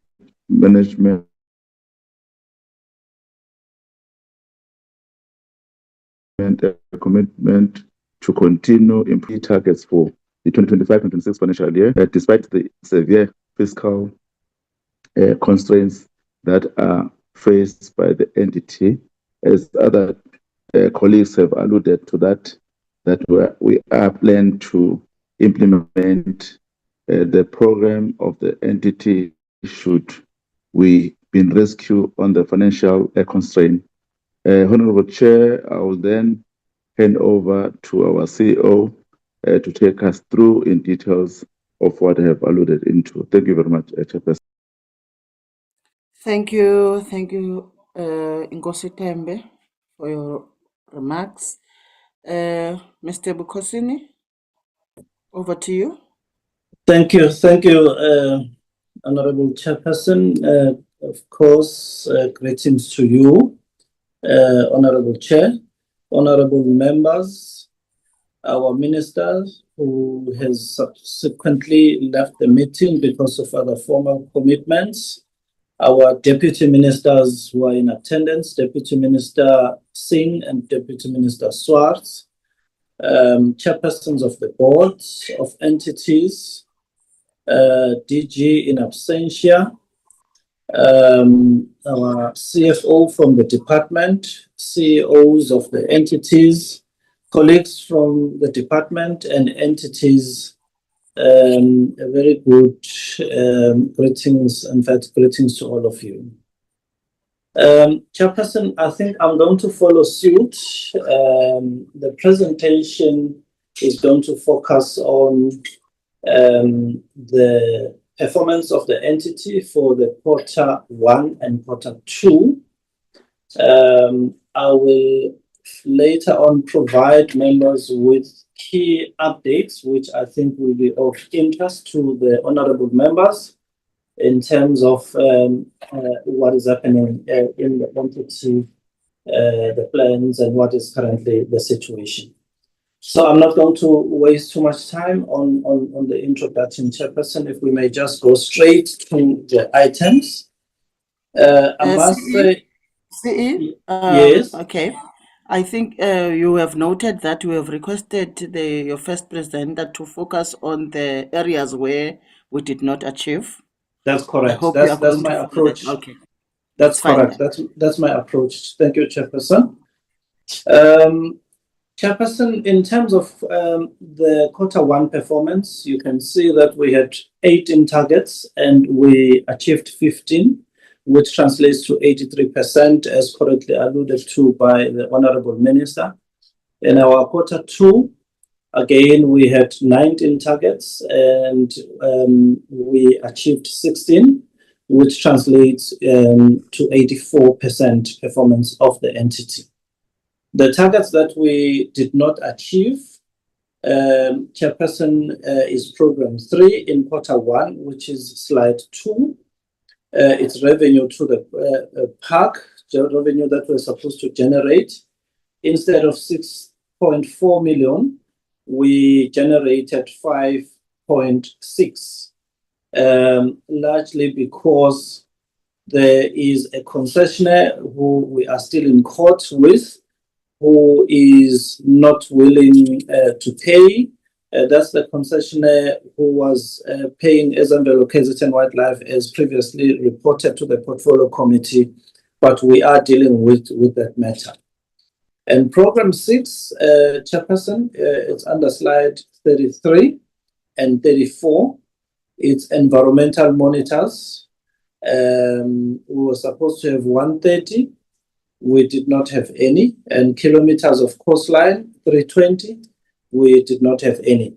I think the reason there it's saying that there was a delay in terms of the funds being transferred, but I think the real reporting should be no funds were transferred because of what I think the CFO and the Deputy Minister did indicate that we've had serious problems with regards to that.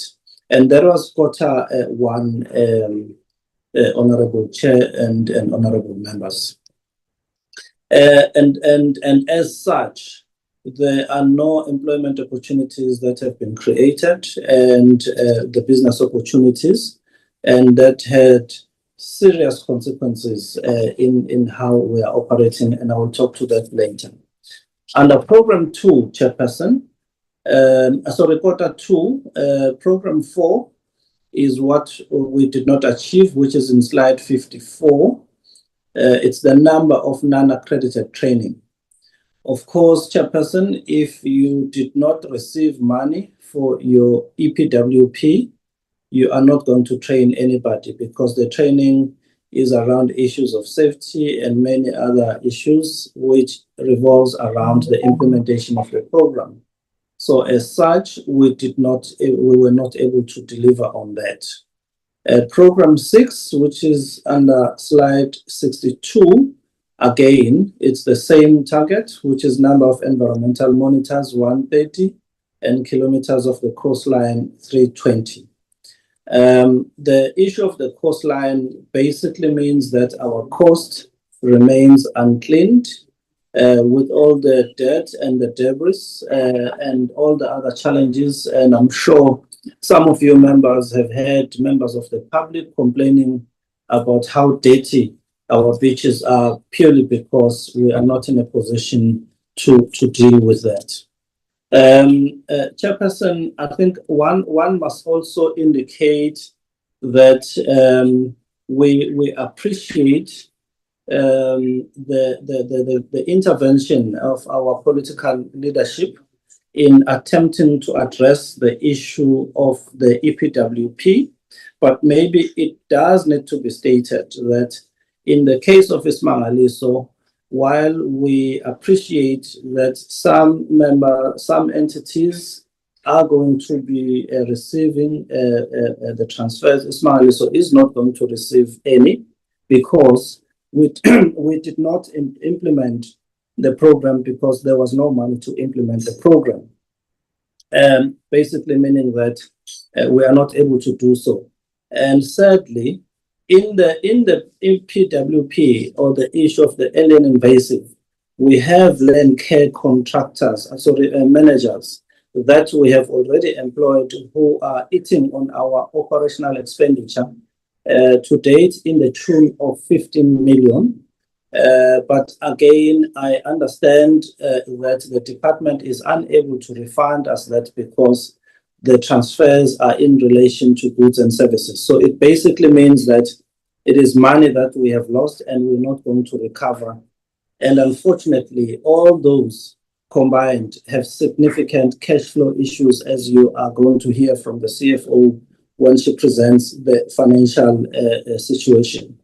Members may have also noticed over the years, including this current year, that iSimangaliso has been under serious financial pressure, wherein there has been consistent conversion of CAPEX to OPEX just to augment OPEX. We appreciate that the Honorable Deputy Minister Singh has written to us seeking to further understand what is happening, which we are very happy to display and to show and provide all that information. But the reality and the fact of the matter, which members of the parliament also do need to know, is that iSimangaliso at this point in time is not in a position to honor its contractual obligations because of the financial situation. One may say, what are we doing? Because, Chairperson, I think you guided about the issue of financial sustainability. Yes, we are pushing ahead with the issue of commercialization. And just to give you an update to say that finally, we are now taking over all the facilities from SANBI KZN Wildlife Chairperson, and that is with effect from the 1st of March. We have concluded a transition arrangement with SANBI to say, in the meantime, as we are getting into the space, they will be working with us so that bookings will continue as normal so that we don't disrupt the business. But the decision which we've been talking about in this committee to take over is now coming to fruition, and we are now taking over. And there are plans. In fact, we have started advertising the interim arrangements whilst we are pursuing the medium to long term in terms of the PPP agreements. I do know that the portfolio committee is also very much keen to know about the estuary.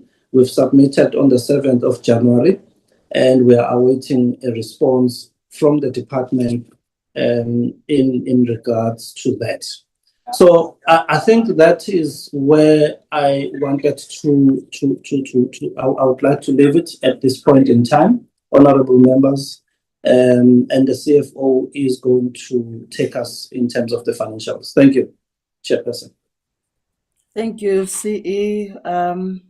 Over to you, Mrs. Mdambo. Thank you, Honorable Chairperson, and thank you, CEO. Good morning, all honorable members and Deputy Minister, all the board members, board chairpersons. If we can go to the next slide, we are talking about financial position for Q1. In Q1, our property, plant and equipment, or our non-current assets, were sitting at about 908 million. The decrease there is as a result of application of depreciation. And as indicated by the CEO, is that the organization, if you look at the current asset, we are at Q1, we were at 63 million vis-a-vis current liabilities of 160 million, which indicates that we are illiquid in terms of the current liability is to current assets. We should be able to sit with current assets which are above the current liabilities. But at this point, we were at 0.4 is to 1. If we can go to the next slide, it indicates if we can go to the next slide, it is what I was indicating, that we were at 0.4 is to 1. The next slide speaks to the current financial performance.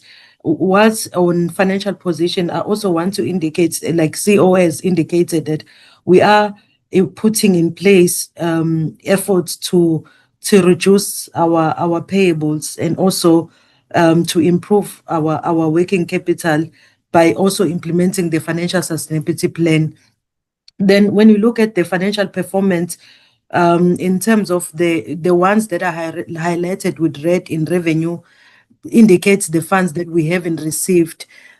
We haven't also met the condition of that particular grant. So in terms of the grants, we were expecting to receive about 53 million, but in terms of the actual, we receive about 26 million. As indicated, the EPWP amounts become part of our grants. So there was that shortfall of about 27 million in Q1. And as a result, those project management fees and administration fees could not be recognized. Hence, you would be seeing the red. As indicated by the CEO, in terms of park revenue in that quarter, we had a shortfall of about about 2.3 million. And in terms of the expenditure, even though we had a shortfall in terms of the revenue, we had to spend because we have contractual obligation, like such as your fence maintenance, your gate, access controls, your security, those, because you have at the end of the month, you need to pay those. And it ended up to being 68 million. And we maintained them across, though where we were able to reduce, which led us to have a deficit of about 35 million in Q1. I would also maybe summarize Q2, if we can go to the next slide and address Q2. Next slide, please. Of course, in Q2, if you look at Q1 and Q2, the decrease specifically because there were no new assets that were procured in Q2. The decrease was mainly because of the depreciation that depreciates our non-current assets. The same applies with current assets vis-a-vis the current liabilities. You will see we had about 52 million vis-a-vis 176 million. In particular, it's currently at 0.3:1 in terms of illiquidity. And then Q2, if I mean in performance, financial performance, if we can go to the next slide. The next slide again. Here sorry, if you can go back a bit. In financial performance, what I wanted to indicate is that, of course, there's the where you have read, it's particularly around the EPWP grant. If we are not receiving that grant, we remained with red. And again, when you look at the expenditure, because we did not have funds available considering our financial position, we could not spend or say, wait, maybe the department will issue funds later.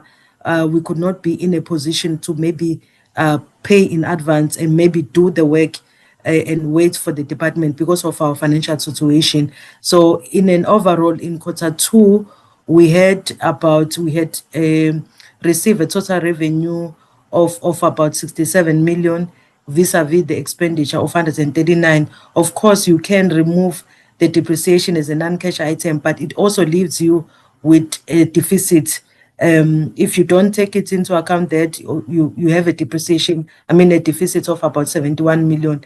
So in a nutshell, the impact of not having sufficient cash, and also you end up robbing Peter to pay Paul because of the situation that we are facing, as indicated by the CEO, is that due to the EPWP funds that were not received, we are currently sitting at about 15 million that we had to pay from the coffers, internal coffers, was it could have come handy from the EPWP project.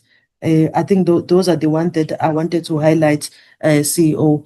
In terms of the park revenue, that target was also shortfall about 192, but in Q3, we were able to meet the targets on park revenue, which means the efforts that we are putting around financial sustainability, they are assisting the organization. Thank you, CEO.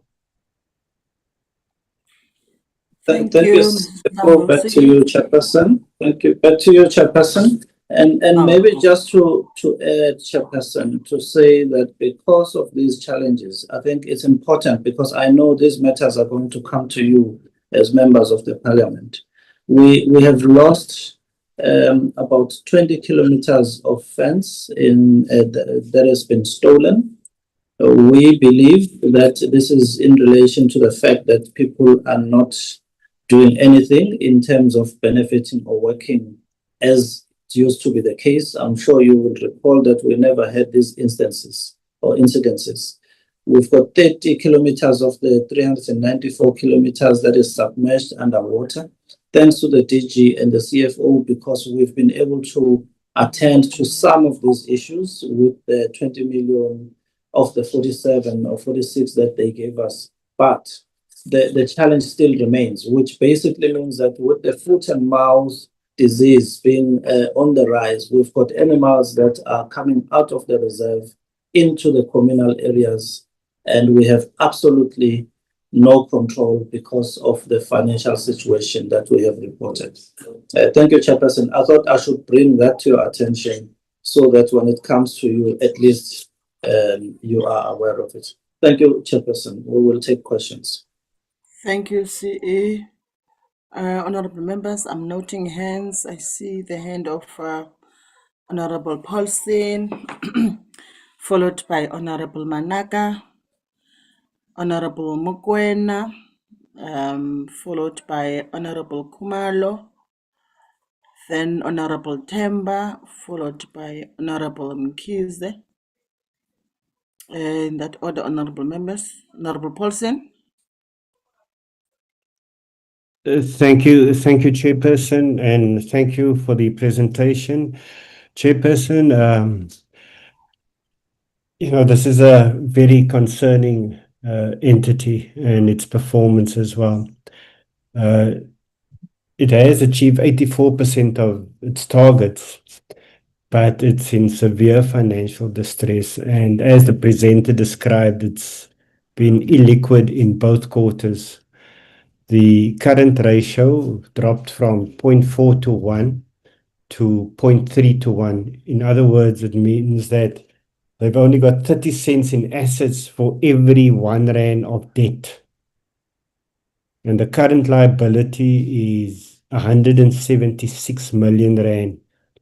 And this vastly exceeds the assets of 52 million rand. Chairperson, so I'd like to know, with the current ratio of 0.3 to 1 and liabilities exceeding assets by 124 million rand, how will the entity continue to operate on a day-to-day basis? And has it notified the Auditor General of the going concern risk of this entity? The operational failures in coastline cleaning and monitor deployment is being blamed on DFFE transfers, and I think this is something that we should take up with the department as well. So what engagement has the board had with the department to ensure that these fiscal challenges do not lead to further environmental degradation? And what the CEO has explained, it's sounding really serious, with animals being able to escape. Then the net deficit is 41 million rand worse than what was budgeted. And the management is suggesting reducing non-cash items or depreciation as a fix. But I'd like to know, how does an accounting adjustment solve the actual cash flow crisis? What will be done about the actual cash flow crisis other than an accounting gimmick?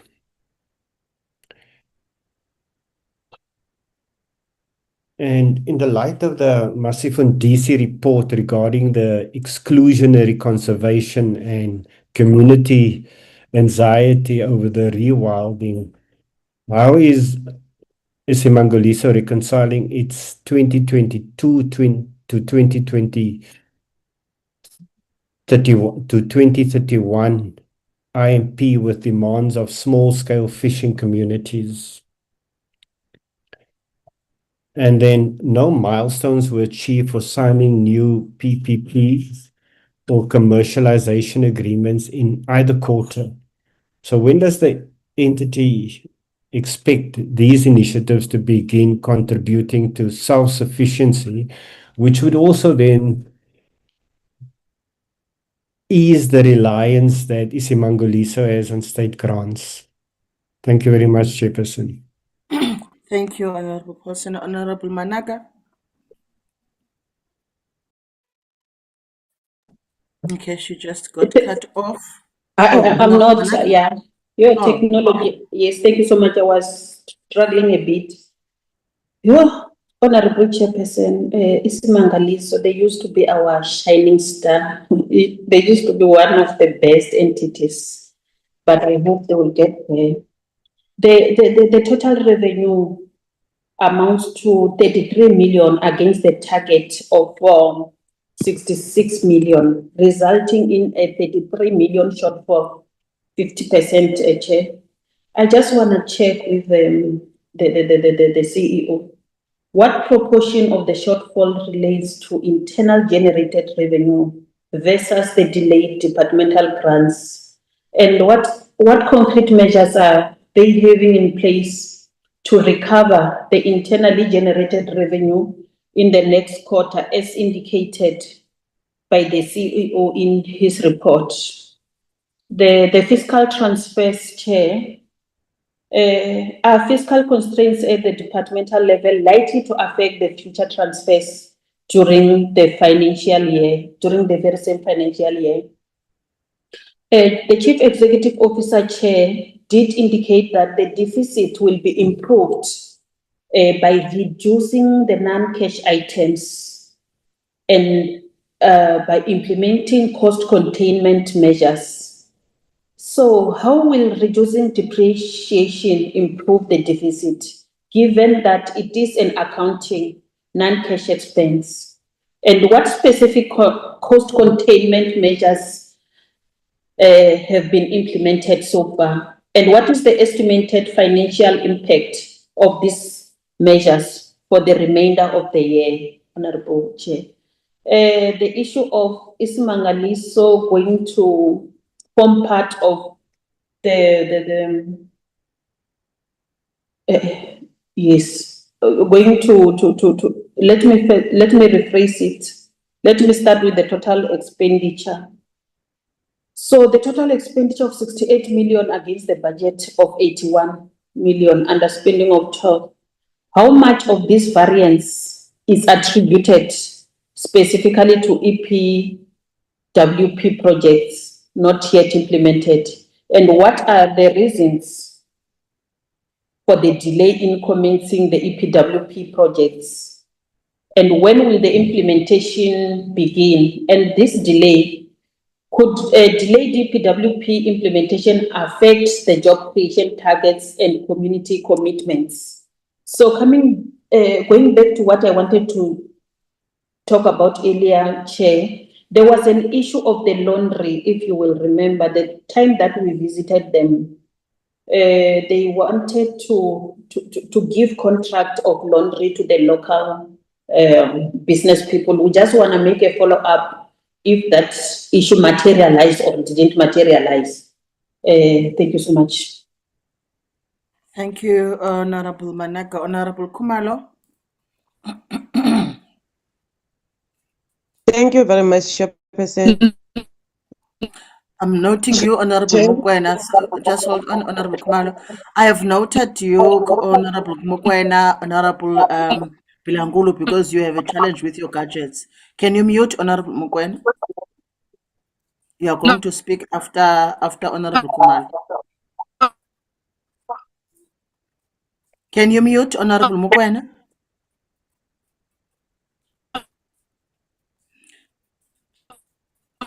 Can someone assist us and call Honorable Mokwena to mute her gadget? Please. Honorable Kumalo. Thank you very much, Chairperson. Chair, let me also appreciate the presentation from iSimangaliso. I'm just having few questions to ask.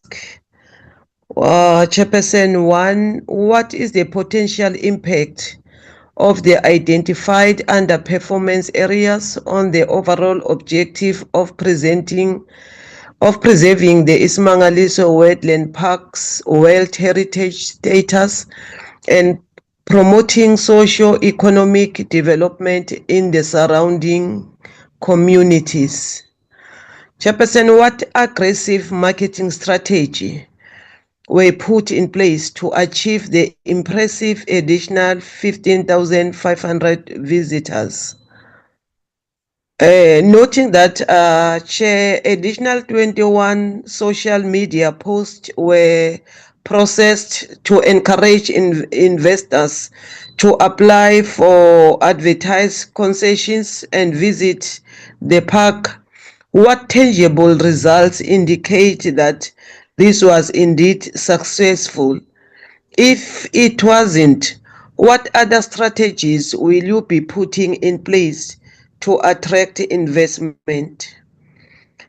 Chair, we've understood the issue of finances at Isimangaliso, but I'm just having the question in relation to SMMEs in terms of the support, ukuthi in terms of the SMME support program, how many are they and what are the demographics? Those were my questions, Chairperson. Thank you very much. Thank you, Honorable Khumalo. Honorable Mukwena.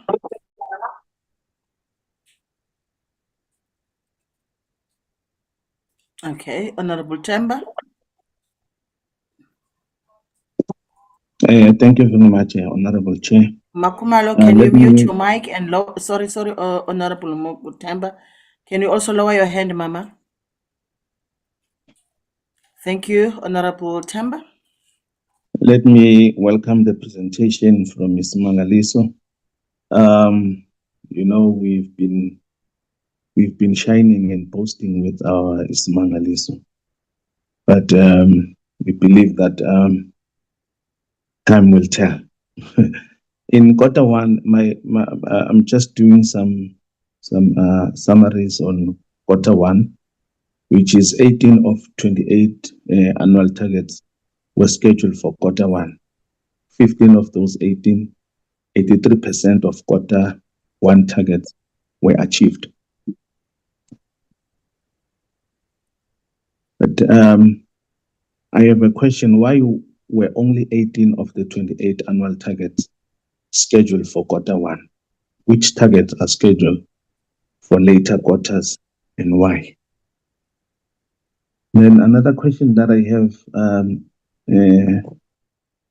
on the fencing. So, sorry, Chairperson, can Honorable Temba repeat that question? Okay. Oh, okay. Honorable Temba, can you repeat your question and try to raise your voice? Why were, thank you, Chair. Why were only 18 of the 28 annual targets scheduled for quarter one? Which targets are scheduled for later quarters and why? And another question is on the fencing stolen issue. The last time we visited Isimangaliso, there were contractors or local communities that were working on this fence.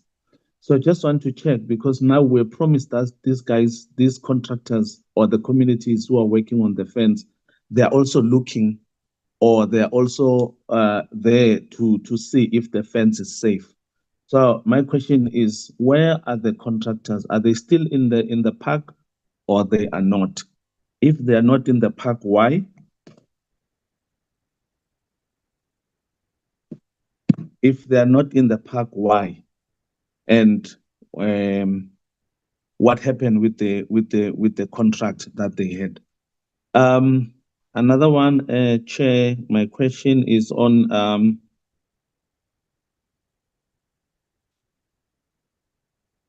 the concessionaire payment arrangement previously managed by SAMVEL KZN Wildlife were only finalized in June 2025.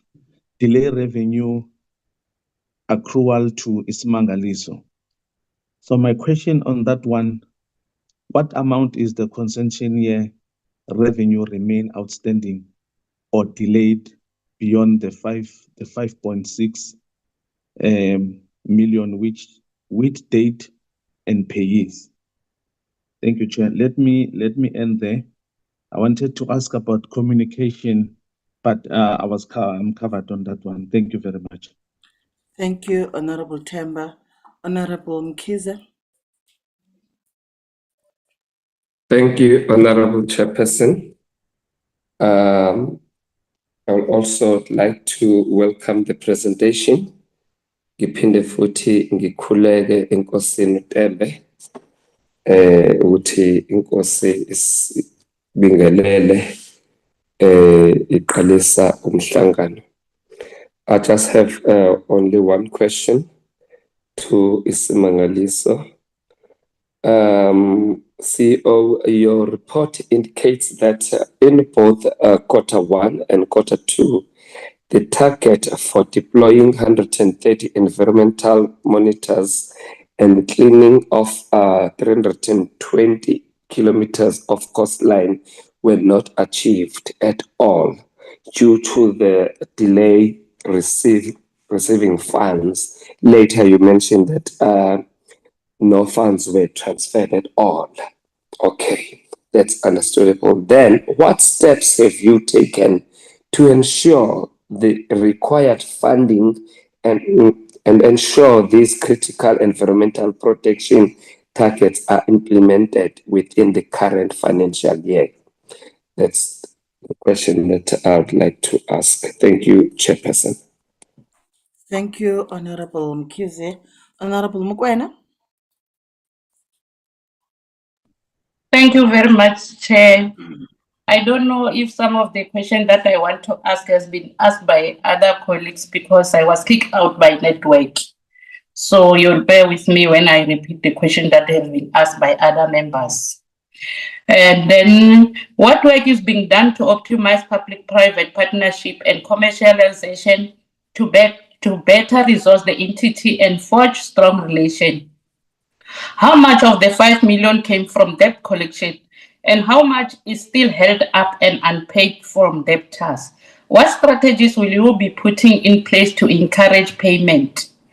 What measures are in place to boost liquidity and ensure that assets exceed liabilities?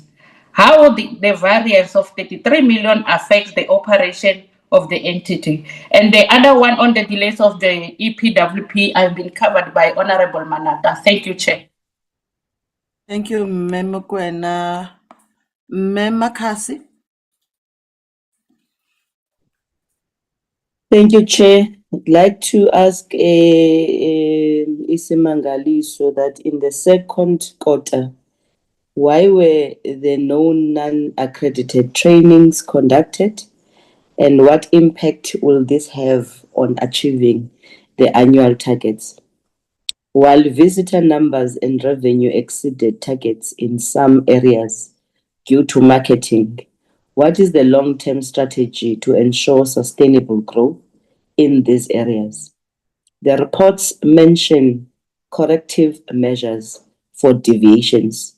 Can the department provide a specific example of how these corrective measures have been implemented and their impact on performance?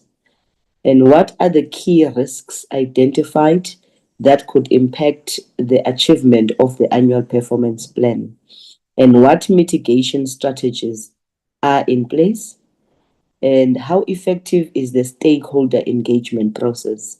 And how is the feedback received being used to improve the park's performance and benefits the local communities? And lastly, are the annual targets realistic and aligned with the available resources and the overall strategic objectives of the iSimangaliso Wetland Park Authority? Thank you, Chair. Thank you, Mama Kasi. Honorable De Blok, you'll be followed by Honorable Bilangulo. Thank you very much, Chair. Good morning. It's still the morning for a few minutes. Again, to everybody. Chair, my questions have largely been covered regarding the presentation, so thank you to all the colleagues for the excellent questions. I have two further questions on more the current state of the entity since we have them in front of us. The first is around requesting an update on the state of Sodwana, the infrastructure there, and also I've had requests from the public around the booking systems not being up and running and not being very clear. So some clarity on how people can book and whether they can still book for Sodwana given the issues there. And then secondly, Chair, perhaps I could ask one of the deputy ministers in the meeting to respond on the progress made towards appointing a new board for iSimangaliso. I'm aware that the board's term ends quite soon, so it's important that we have a new and very capable, excellent board in place by the time that happens. We can't have a gap between boards. Thank you very much, Chairperson. Thank you, Honorable De Blok. Honorable Bilangulo. Thank you very much, Chair, and good morning again to honorable members and everyone in the platform. My questions to iSimangaliso are as follows. Beyond reducing non-cash items and cost containment, how will the policies address over expenditure? What are the reasons for these delays in receiving grants? And what steps are being taken to ensure timely receipt in the future? What specific measures are being taken to improve the current ratio and manage accounts receivable, accounts payable, and inventory more efficiently?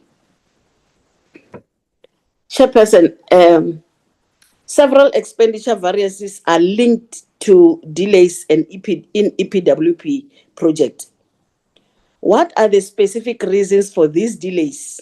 And what is the plan to expedite implementation and ensure this project contributes to the park's objectives? Given the current financial situation, what is the long-term plan to ensure the financial sustainability of the iSimangaliso Wetland Park Authority? The last question, Chair. Why were no environmental monitors deployed and no coastline cleaned in either quarter, despite having specific targets? What is the projected timeline for the allocation of funds and the commencement of these activities? I thank you, Chair. Thank you, Honorable Bilangulo. Honorable Manaka, I see your hand is still up. Is it a legacy hand? If you can just afford me maybe less than a minute, Chair. Yes. Yeah. Okay, thank you so much. About the iSimangaliso taking over Izimvelo KZN Wildlife from March 2026. I do have a question, Chair, on that. I know they have been longing to take over the entity as it was an entity within an entity. So my question goes like this. So what is the financial rationale behind the takeover, Chief Executive Officer, and how specifically will it improve your current financial challenges? Will this takeover not place any additional financial burden on your entity, particularly in the short to medium term? Because currently, financially, you are not in that stable position. So I would like to find out from the Chief Executive Officer. Okay, thank you. So the takeover, will it assist the entity in improving the financial position? That's what I wanted to ask basically. Thank you so much, Chair, for the opportunity. Thank you, Honorable Manaka. Before I give Honorable DM Singh, because I see that he has raised his hand, just one question from my side, and just to add on the questions that were raised by the members, if EC can tell us how much progress has been made in the implementation of commercialization strategy, particularly the infrastructure and public-private partnership in the 10 jewels, and what oversight mechanisms are in place to ensure that that commercialization does not compromise biodiversity conservation and World Heritage Site obligations. Honorable Singh, I'll hand over to you, Yes. DM. Yes. Thank you very, very much, Honorable Chairperson and all the colleagues for the question. And I deliberately didn't want to answer questions related to EPWP because I knew that this will be a matter of great concern to all members, as it is of concern to us in the executive. Honorable Chairperson, the position is as follows. Last week on Monday, we asked these entities to present reports to the executive and the management with regard to the first and second quarter. And when we saw this, the illiquidity aspect, it raised serious alarm bells. And remember that iSimangaliso, SANBI, SAWS are independent entities that have their own boards and run themselves.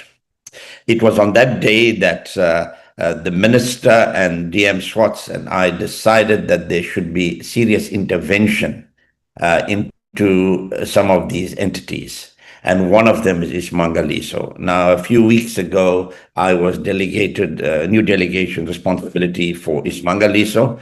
And this is why the CEO said earlier on that I have written to them with a whole list of questions arising from their first and second quarter report, and given them until the end of this week to respond, because I've got 30 days to respond to the Minister. So I'm going to make a proposal here before I go into a little bit of details, Honourable Chairperson and Honourable Members, is that we be given an opportunity as the Executive and the Department to thoroughly interrogate those questions. I will be visiting the area and taking the CFO of the department along as well, and that by the 15th of April or so, we come back with a full report and we have a full discussion on what is happening at iSimangaliso with the Portfolio Committee. So I'm making that proposal up front. I'm not saying 30th of March because as Honourable Member said, the term of the board is expiring on the 31st of March. And I'd really like to meet the current board by that time. As far as the new board is concerned, interviews were done. And the names and the cabinet memo has been prepared and signed off by the Minister. He will be taking it to Cabinet Cluster, then Cabinet, and we have no doubt that before the end of March, there will be an announcement of the new board as of April. So we don't want to have a lacuna in that. But having said that, Honourable Chairperson and Honourable Members, the issue of dependency by these entities which are supposed to run on their own on the state is something that I think we all as a Portfolio Committee and the Executive need to move away from. And that is why there have been questions by Dr. Managa and others regarding the commercialization process. What are these entities doing to become self-sufficient on their own accord in a period of time? Now, my CFO tells me that 129 million was transferred as conditional grant to iSimangaliso for the financial year. And even in the adjustment budget, an additional 20 million was transferred to iSimangaliso. So it's not that they are not getting money from the government coffers. They are getting money. The issue here is the EPWP. Now, we also heard, Honourable Chairperson and Honourable Members, the CEO say to us that they did not spend anything on EPWP. And that is correct. Yet, they've spent more money than they have. Now, the rule of thumb is you don't spend what you don't have. The other two organizations, SANParks and SANBI, took a calculated risk and continued spending on EPWP, which has specific deliverables. They continued spending, and fortunately, in our discussions with Treasury from December to now, they've agreed that there could be deviation. So they will get a refund of their money. But iSimangaliso did not spend, and they've said so, any money on EPWP programs that has certain deliverables. So Treasury has said you cannot give them any money out of EPWP if they haven't involved themselves in EPWP programs specifically. Now, they spent on other things, which is not direct EPWP. So Honorable Chairperson and colleagues, the concern that all of you have is something that we also have. But what we want to say to you is give us an opportunity as the executive. We will also take questions from your committee that will arise out of this meeting here, so that when we go down there to iSimangaliso, we can thoroughly interrogate why they've been spending on items where they didn't have the money. I think they were cautious. They took a cautious approach. Let's not spend on environmental monitors, etc., because we don't have the money. But I mean, okay, the cautious approach is good, but it hasn't worked in their favor. So we are quite confident that after we meet the current board and the CEO and we address the new board, we'll be able to deal with some of the issues. But the bottom line is these entities must become self-sufficient over time. There are great opportunities within this iSimangaliso landscape, like your private PPPs, etc. And we need to look at how we can exploit those opportunities so that they can succeed as a world entity. So that's my final request, Honorable Chairperson, to you, that let us collectively, as a portfolio committee and the executive, interrogate iSimangaliso further, and then by mid-April we can sit together and see how we deal with the issues moving forward. The new board will be in place, I'm quite sure, all things being equal. Cabinet should approve it, meeting just before the end of March, and we will have a new board which might have a new thinking and a new focus on how they move forward. Thank you very much, Honorable Chairperson. Thank you, DM. I am now going to give iSimangaliso to respond to the questions that were raised by the members. CE and the team. Thank you very much, Chairperson.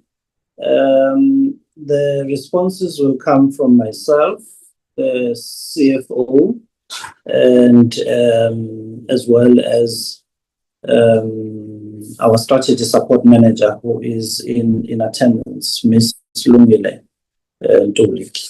But Chairperson, let me start off by saying that, and I have been saying this a number of times, and I'm sure you will recall, that when iSimangaliso was established in terms of the World Heritage Convention Act, 1999, iSimangaliso was meant to be a fully fledged organization, but because at the time iSimangaliso did not have the capacity, it was left at a project state wherein iSimangaliso was going to rely on service providers in terms of its operations because it did not have the capacity. For example, if you go to SANBI KZN Wildlife, they have GAs, and they have a fully fledged technical unit which deals with the issues of your fence mending and maintenance.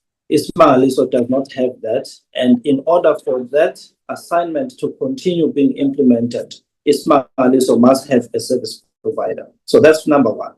Number two, iSimangaliso, like any other organization, must have a fully functional internal audit unit. iSimangaliso does not have that unit. It must procure those services from external service providers. iSimangaliso must have I'm just talking about issues that relate to the mandate of the organization, must have fire management services. iSimangaliso does not have fire management services. It must procure that, because if anything were to happen and fire will break out, especially to the commercial farms, iSimangaliso will have serious litigation issues. So what I'm saying, Chairperson, is that iSimangaliso got himself into a project status, and that status was duly funded through operational expenditures. The situation has gone overboard, and iSimangaliso has never been capacitated to a level where it is a fully fledged organization. I think that's the first point. Now, let's look at the operational expenditure budget for iSimangaliso and CAPEX.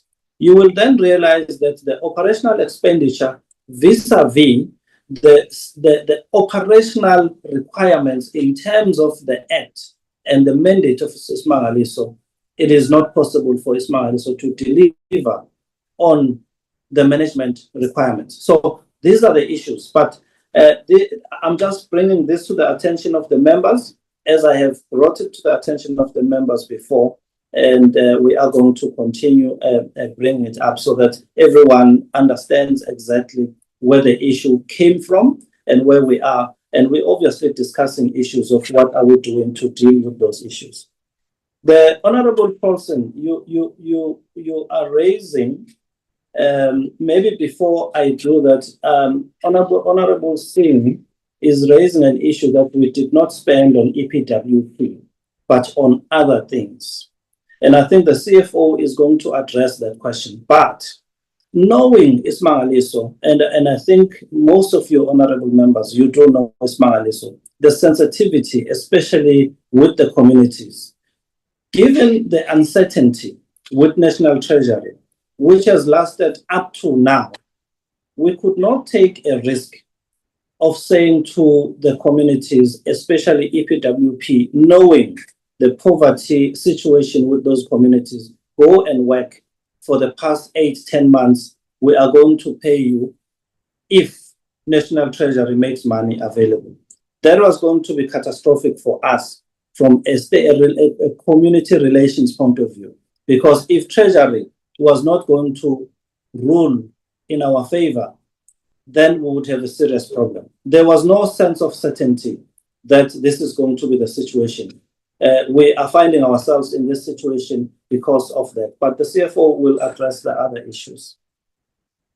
The board has written to the minister, the previous minister, and copied to the deputy ministers, both deputy ministers, to say, this is the situation, these are the implications, just like I have indicated that there are situations that we find ourselves where we are now unable to meet our contractual obligations, financial contractual obligations, but more importantly, there are significant issues now that relate to conservation that we are unable to deliver on, and I have stated those issues in my presentation. On the issue of the small-scale fisheries, Honorable Paulson, we are progressing with the meetings that we talked about, where we said we are going to have quarterly meetings, and we are continuously engaging with the fisheries. And I'm happy to say that we were also able to work with UNDP, Wild Oceans. There is funding that is also made available for the fisheries. So there is good progress there on that front in as far as fisheries are concerned. Signing of the new PPP, the public-private partnership, we are in that process because, as you know, Treasury has to grant an exemption in projects that are under 10 million or so. We have secured the exemption on the charter script, which we talked about earlier on, and I will come back to it. We have recently obtained an exemption on Mkuze. We are awaiting the approval again on Cape Vidal, and Sodwana is under feasibility, and Kosi Bay is under adjudication as we speak. So that is the status quo in as far as the PPPs are concerned. On the issue of the Charters Creek, we advertised, as you've indicated, and it appeared that there was no appetite. We inquired with the potential investors what was the reason. Mainly, they've cited issues of infrastructure, which we all know that they cannot rely on the water infrastructure, which is old, which is there on the path.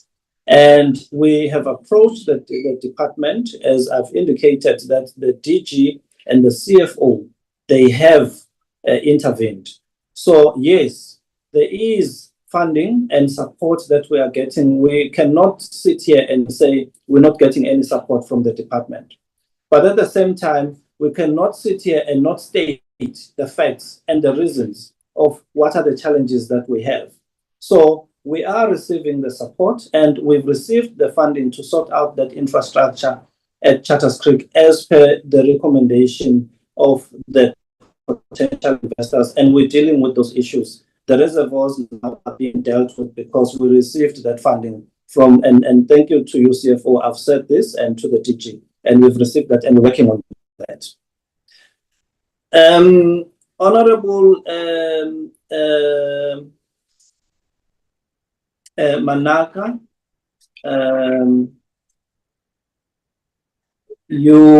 okay, I'll come back to the takeover situation. You've raised issues. I think that most of them are going to be dealt with by the CFO.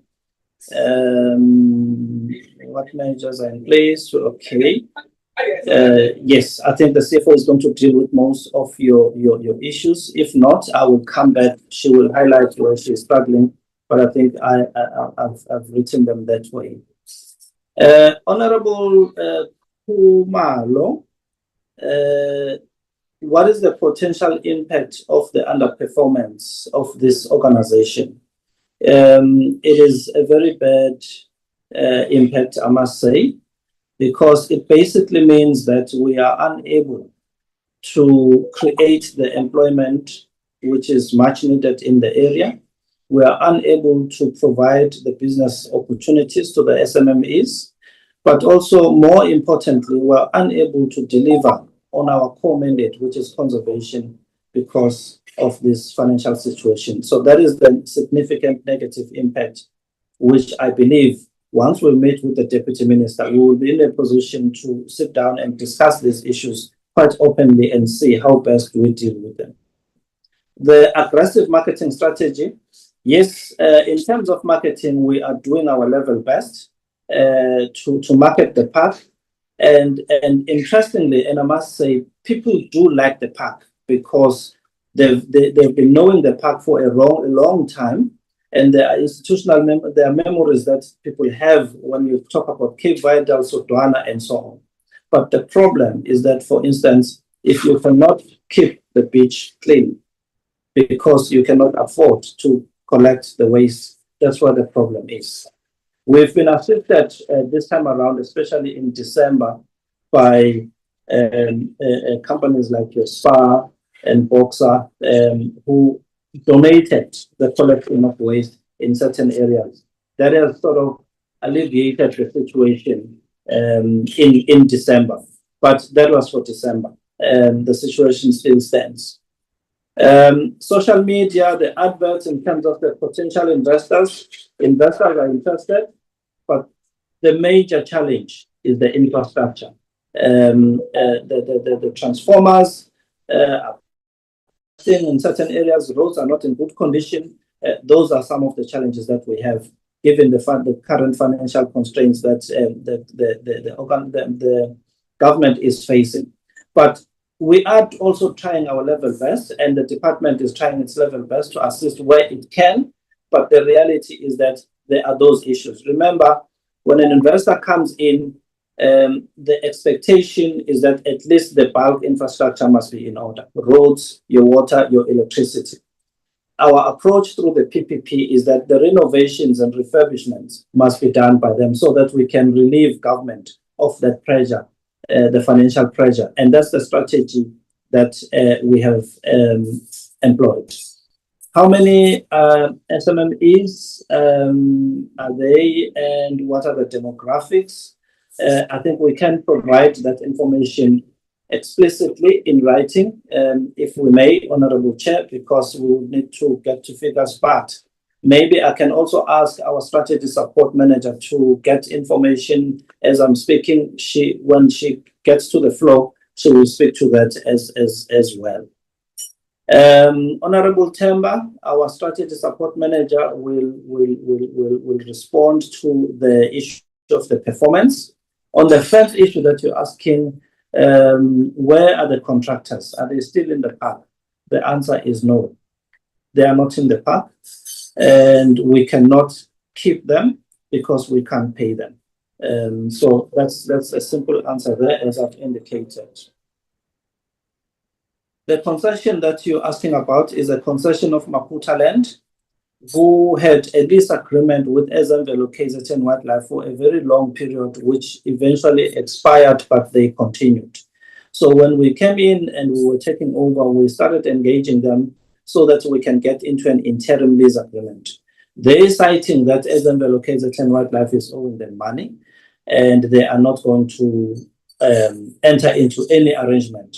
So that is what is putting us at court, because they keep on demanding that SANBI must pay them money, and that is where we are, and we're dealing with that matter as we speak. Honorable Mkiza, you're asking about the EMs and coastline. I think I have spoken to that, to say that unfortunately we cannot bring people to work and not be able to pay them. Honorable Mukwena, I think I've responded to the issue of the PPP and the strategies to encourage payments. I think those who are currently working with us, they are paying.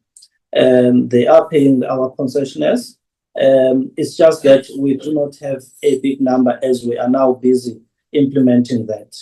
And maybe I must also say that last week I was with the MSC CEO upon the advice of Honorable Singh, and we are making very interesting progress in terms of seeing how best we can foster partnership between the two entities, so that the MSC can also pass by iSimangaliso, as opposed to just cruising to the Mozambican island and leaving iSimangaliso not being dealt with or being visited.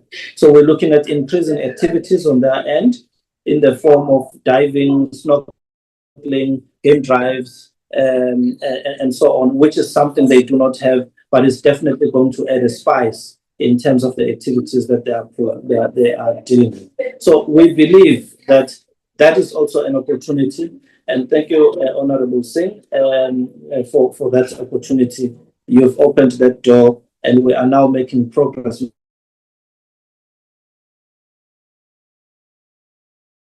Makasi, you asked about the non-accredited training and the impact on the annual performance report. Again, non-accredited training is related to the EPWP funding being made available. You then train people on safety issues. And in this case, because we did not implement the EPWP, therefore we could not train anyone. So that's what we wanted to indicate. The key risk in terms of the annual performance plan is that if you go to the fourth quarter and looking at these issues, i.e. the EPWP, the coastal cleanup, the monitors, if we do not receive any funding, because most of these targets have been put on the fourth quarter, it means that the performance is going to drop even lower, those targets not being met. How effective is our stakeholder engagement? It's very effective. As I'm talking to you now, I am with the people in parks. And when we've got challenges, we do explain to them. We put them in the same understanding to say this is the situation. Yes, they are trying their level best, but sometimes communities, because of the poverty and many other things, they find themselves doing what they're doing. Yes, we are implementing law enforcement in areas where we should be, especially where there is an obvious criminal element. We deal with that. So yes, we've got that, but the reality is that that's the challenge that we have. Annual targets, are they realistic under the circumstances, especially if you look at quarter 3 and 4? I think there is going to be a challenge. Honorable de Block, you're asking about the state of Sodwana. Infrastructure, it is not good. We've done very well in terms of the roads and so on. But of course, if you talk issues of electricity and water, that needs serious attention. And it goes exactly to what I said earlier on, the bulk infrastructure. Unfortunately, in order for us to fly on the commercialization, we would need that kind of support.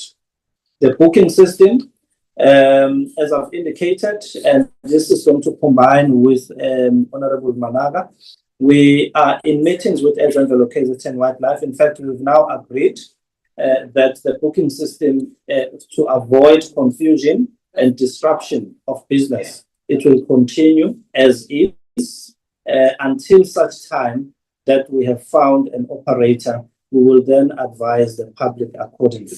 Today, we are issuing a statement, and on the 6th, we have a joint press or media briefing with the CEO of SANBI. We were supposed to have it on the 25th or 28th, but unfortunately, he is not available to attend that. But we will definitely do that with him in the first week of March. Honorable Vilankulu, you were asking questions. Most of them were also financial, and I will leave those to the CFO. Safe to say, on the issues around EMs and coastline, I think I have provided guidance, but there is a strategic question that you are asking, that given the current financial position, what is the long-term plan? The long-term plan of the entity, well, is to focus on this commercialization so that we are not grant dependent. Yes, we are not going to be 100% self-sustainable, because in a conservation sector and fraternity, that's not how it is, because there are certain roles and responsibilities that must go to government in accordance with the Constitution. However, we are doing our level best to see how best can we generate sufficient revenue so that we do not put too much pressure on the fiscal purse. So that is what we're working on, and that is through the implementation of the commercialization strategy, which requires this support, because in order for it to fly, there has to be this bulk infrastructure which will make it feasible and attractive to the investors, which has proven to be not the case because of the challenges that I have talked about. Honorable Manaka, you are asking whether, as we are taking over now and given our financial position, is this not going to add on the financial burden? No, not necessarily, because the model is still the same. And remember, we have agreed with SANBI through the transition plan that until such time that we have secured or procured an investor, SANBI is going to carry on being there assisting us. Employees, they are going to second some employees to carry on and hold the fort. But as soon as we advertise, especially on the interim, then they are going to leave the place. So that is the arrangement that is in place, and we have agreed and advertised on that. Honorable Chair, you asked about progress on commercialization, which I think I have given. But if you still need more information, I am happy to provide. What is the oversight mechanism to ensure that commercialization does not compromise the outstanding universal values? It's one of the requirements that we have on our tender documents, on our PPP documents, because remember, iSimangaliso is a World Heritage Site because of the outstanding universal values. So we've got compliance monitors as well, just to make sure that we do not have visitors exceeding the carrying capacity of the park. Activities that happen in the park are not unauthorized activities. So that is being monitored to make sure that we are doing the best we can. Let me allow Chairperson, the CFO and our strategy support manager to answer some of the questions that I may have not answered. And I will come back if there is a need to do so.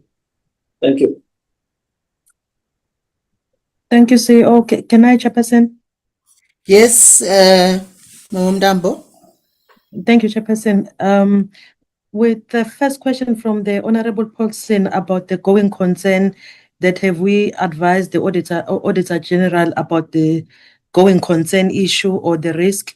At this point, no, because there are many factors that you also consider around the going concern, and as we were at the end of the financial year, you assess your going concern, and some of the factors are that is the shareholder still willing to or keep the entity. So at this point, the department is still committed to the objective of the park, and also as the Honorable Deputy Minister said, is that the executive is still going to look at the matter. So at this point, I think we will come out of this situation.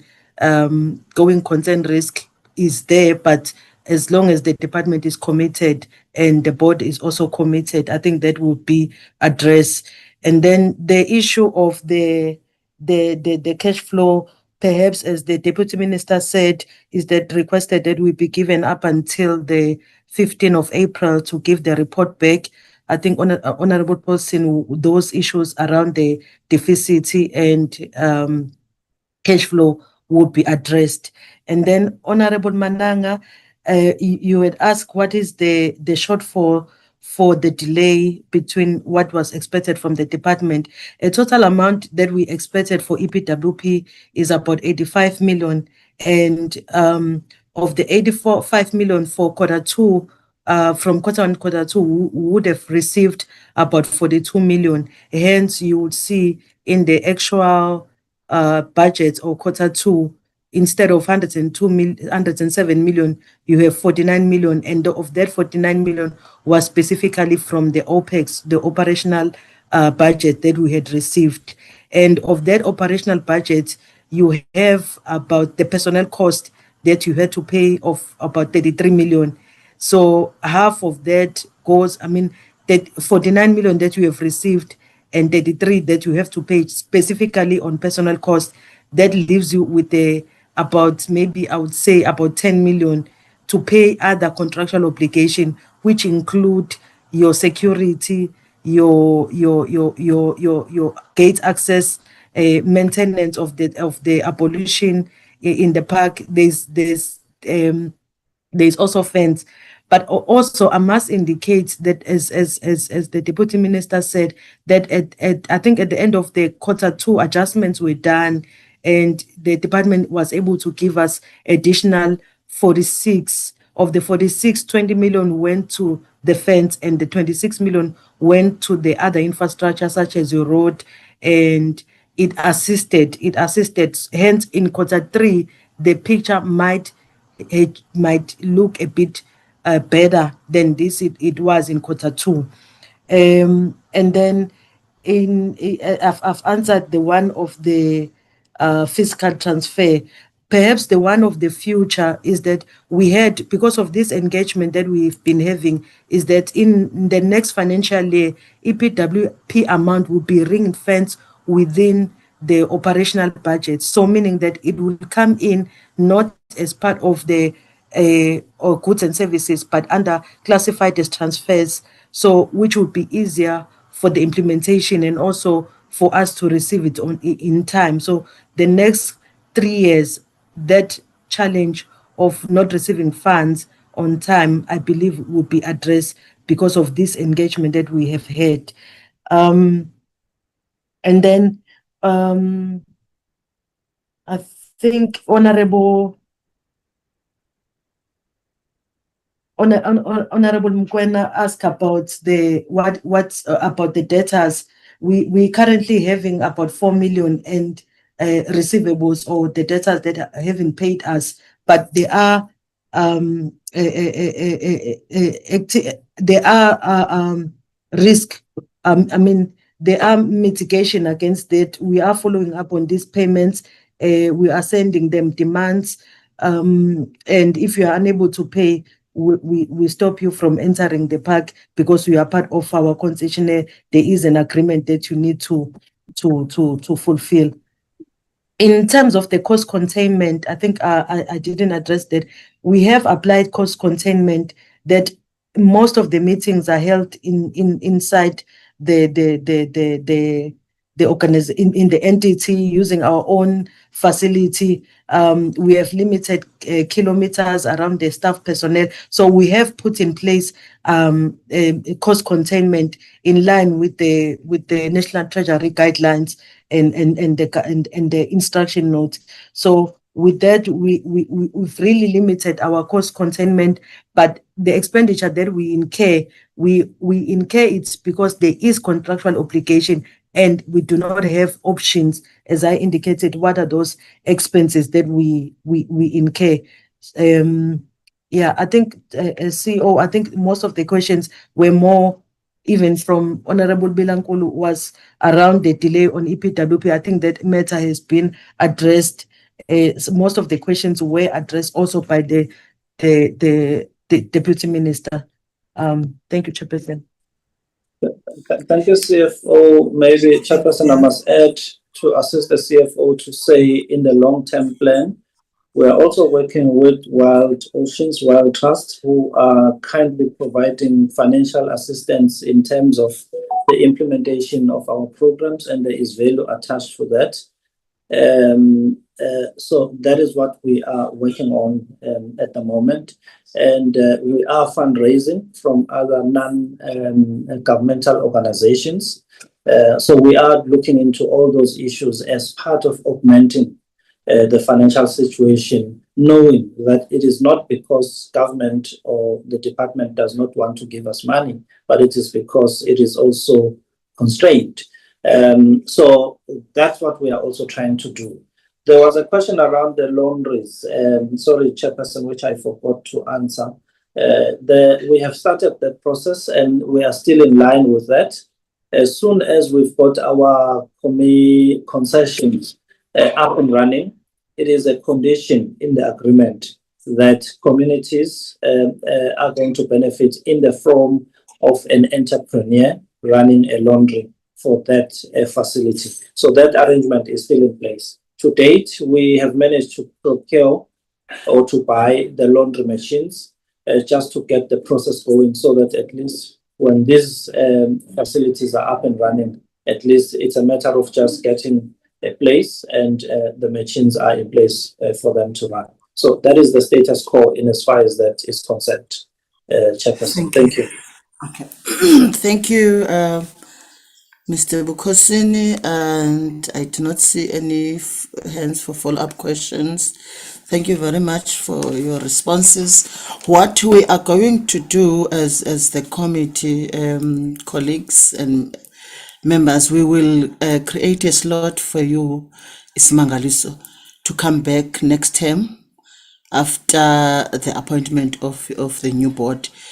And after Honorable Singh has reported back to the Minister and the Cabinet, we will create that slot for you to come back because there were a lot of issues that were raised and concerns that were raised with regards to iSimangaliso.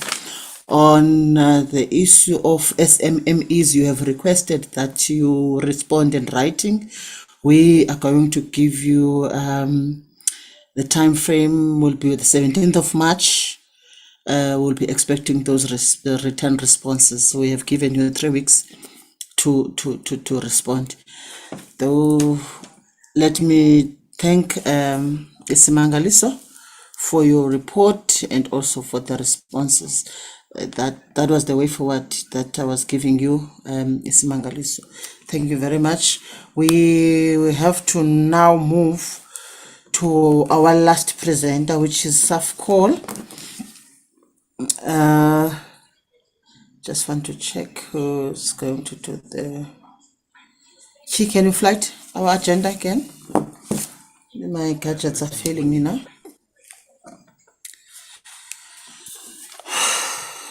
Move up.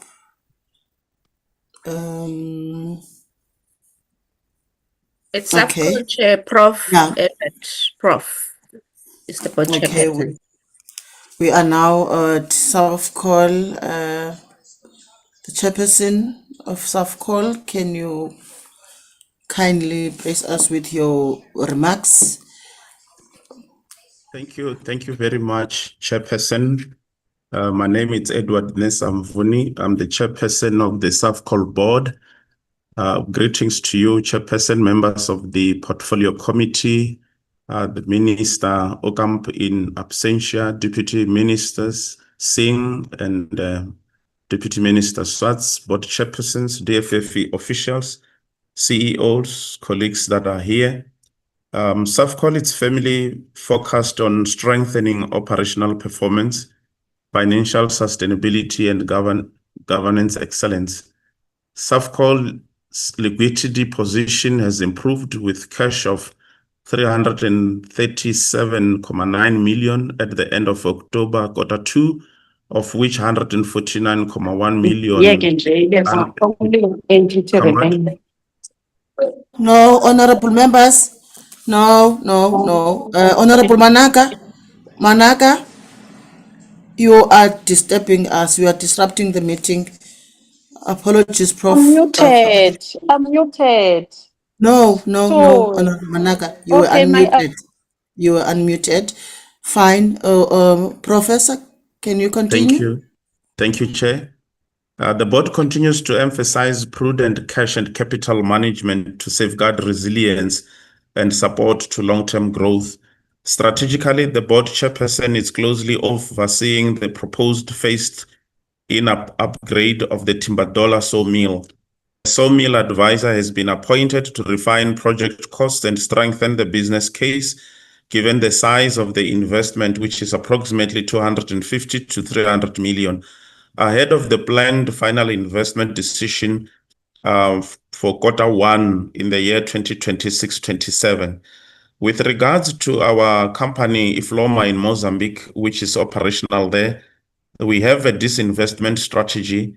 The acquisition of the remaining 20% shareholding by SAFCOL is progressing, currently waiting approval from the South African Reserve Bank through the SAFCOL bankers. The transaction is expected to be concluded by the end of March 2026, Chairperson. In parallel, an independent biological assets evaluation and a transaction advisor process is underway to support the value-based decision-making. Subject to a viable business plan, proposals will be invited for a partial or full disposal of SAFCOL shareholding in Ifloma. However, Chairperson, there are structural challenges that require sustained attention. The first one is the land claims, which remain a significant issue, with approximately 57% of the SAFCOL's land under claim. While progress has been made in certain areas, the majority of claims remain under investigation by the Department of Land Reform and Rural Development. SAFCOL continues to engage constructively with affected communities to retain land use rights while integrating beneficiaries into the sustainable, mutually beneficial partnerships. Accelerating the settlement of process is a critical exercise to ensure long-term certainty. SAFCOL has also gone ahead to meet with all these communities, making sure that there is certainty in terms of what they are doing in terms of their business and maintaining a good relationship with them. Secondly, timber theft remains a serious industry-wide challenge, as the Minister have alluded earlier on, costing SAFCOL an estimated 19 million annually. Organized syndicates and slow prosecution processes weaken the deterrence to these activities.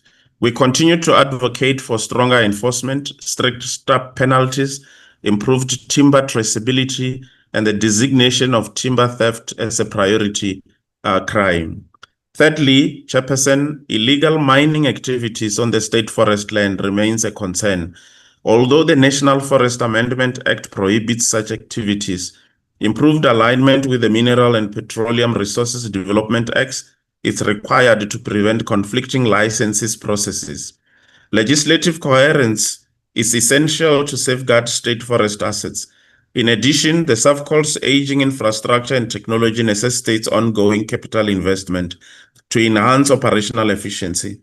Unlocking appropriate funding mechanisms remains a priority for modernizing operations and supporting strategic growth. In conclusion, Chairperson, the board remains focused on executing Strategy 29, which is a sustainability for improved livelihoods.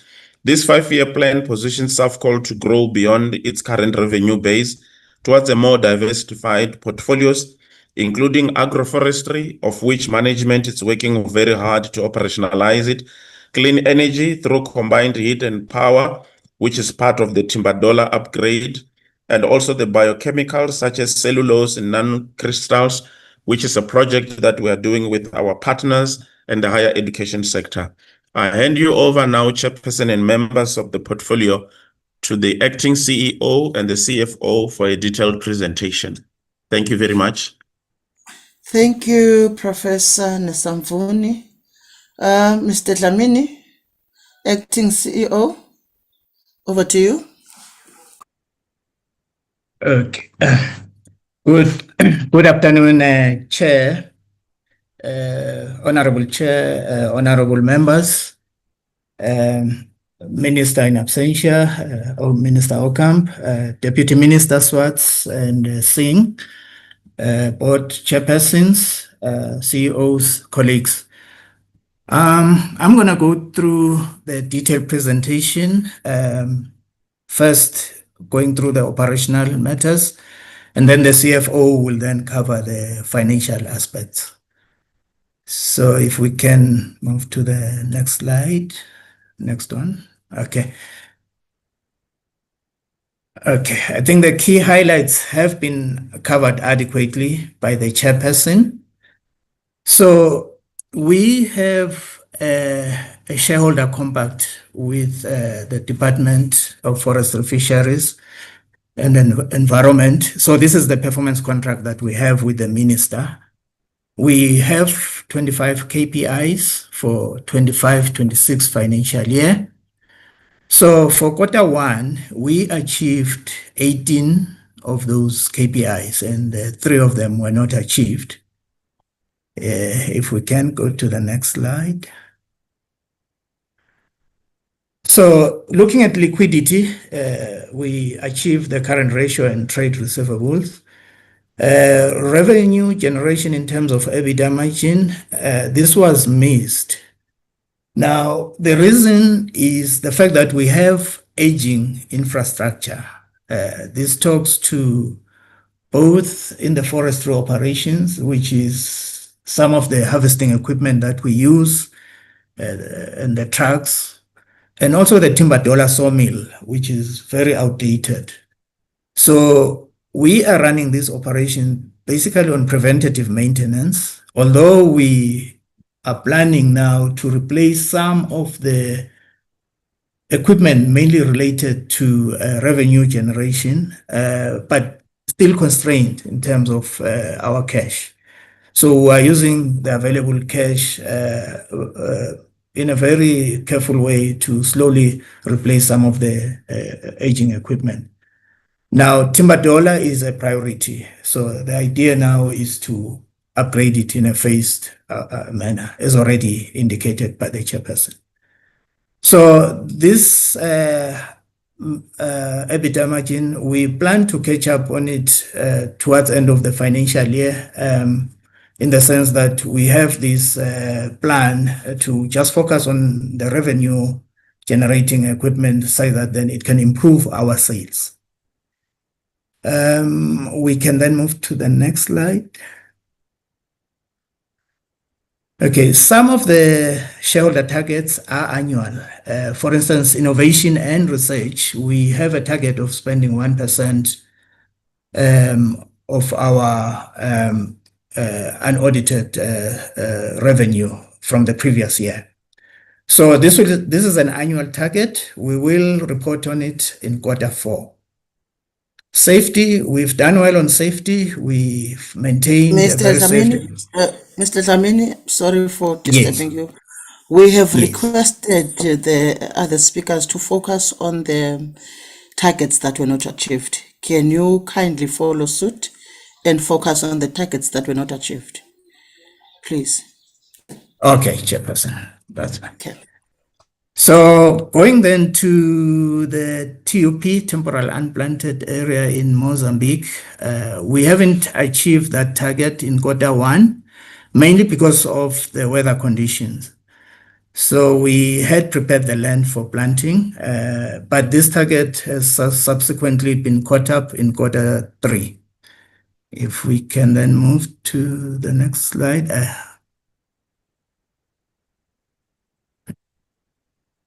Okay, so we can then, the others have been achieved. So we can go then to Q2.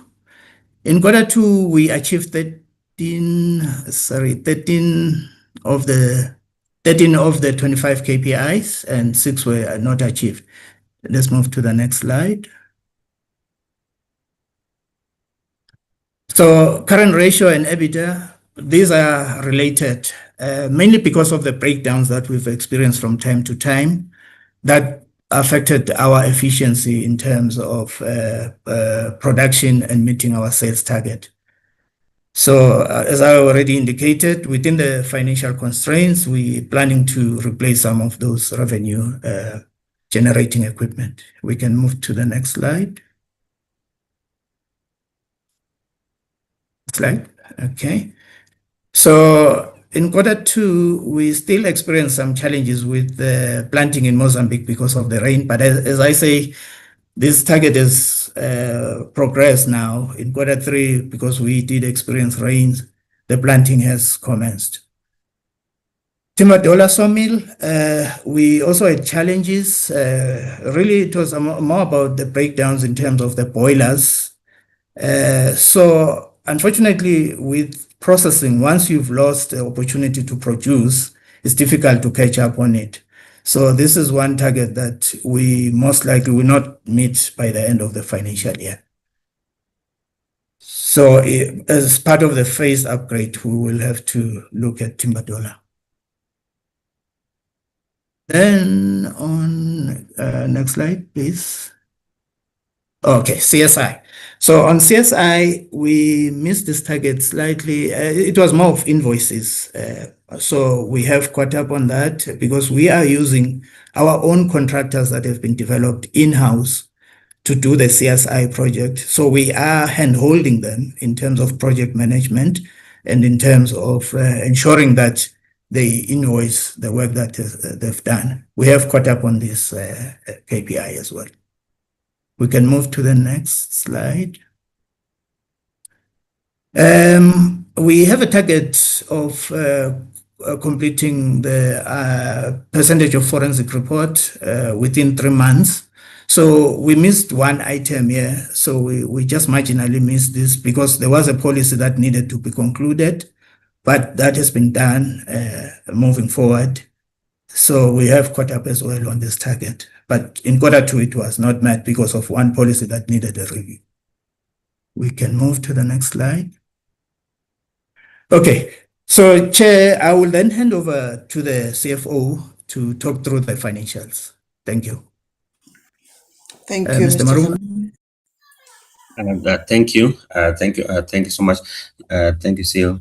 From a profitability analysis, we have managed to improve on our profit.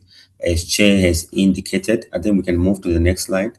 As Chair has indicated, in Q1, we managed to improve on our liquidity from 337 million. Q2, managed to improve. This was mainly because of cash preservation and also strict management and allocating our costs mainly to only to produce revenue, assets that are producing revenue. From our balance sheet perspective, we do not have much debt as a company. We do have a strong balance sheet base, 6.3 billion, of which an equity position of 3.57 billion, of which we do have significant receivables, which we are collecting. Let's move to the next one. From a cash flow analysis, from a cash flow perspective, we've managed to significantly improve 129% increase in our cash flow. We're still short of our own target, which is the 280 million, which we are trying to achieve from ourselves, the target that we've set ourselves to achieve, to ensure that we are able to operate without significant challenges, and we can also be able to absorb shocks, market shocks, as they occur in the market. We can move to the next slide. So from SAFCOL, from a financial position, SAFCOL is in a stable financial position. We do experience margin pressures where we are trying to control our costs, which is the reason why we've put in cost efficiency program to ensure that we manage our costs within our revenue, to ensure that all our cash flow, we're able to pay our creditors as they become due, and also to ensure that we run a stable business. We can move to the next slide. In quarter two, now this is quarter two position. So we were 120 something, 121% increase, and by quarter two, we are now 331% increase. Actual profit grown from 4 million, now on 65 million. We're still experiencing cost pressures, but from a profitability perspective, and as you see from a cash flow perspective, significant increase also still coming through. Let's move to the next slide. The balance sheet perspective, are still growing our balance sheet, 33% receivables in quarter one. By quarter two, we reduced it to 21%. Our cash had increased by 54%. Our asset base still maintained at 6.74 billion. Let's move to the next slide. Operating cash flow, we've managed to increase our operating cash flow, mainly managing our cash significantly to ensure that we will be still profitable. So the trend showing that we significantly improving from quarter one, quarter two, quarter three, quarter one, even up to quarter three, we're still showing significant improvement. Let's move to the next slide. So in quarter two, the company still remained in a stable financial position, though still experiencing cash margin pressures, mainly due to the aging equipment, mainly also which management is putting up to plans to replace because most of our assets have reached their life cycle. Still maintaining cost efficiency programs and to ensure that we still contain and operate a profitable business, still in a strong financial position. Let's move to the next slide. I think that will be the end of our slide. I'll give back to CEO. Thank you. Thank you, Acting CFO and Acting CEO. Thank you.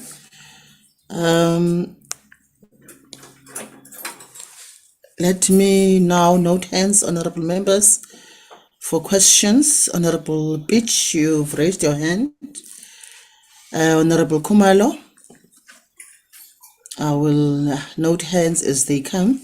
Honorable Beach, you may start. Thank you very much, Chair. Chair, can you hear me?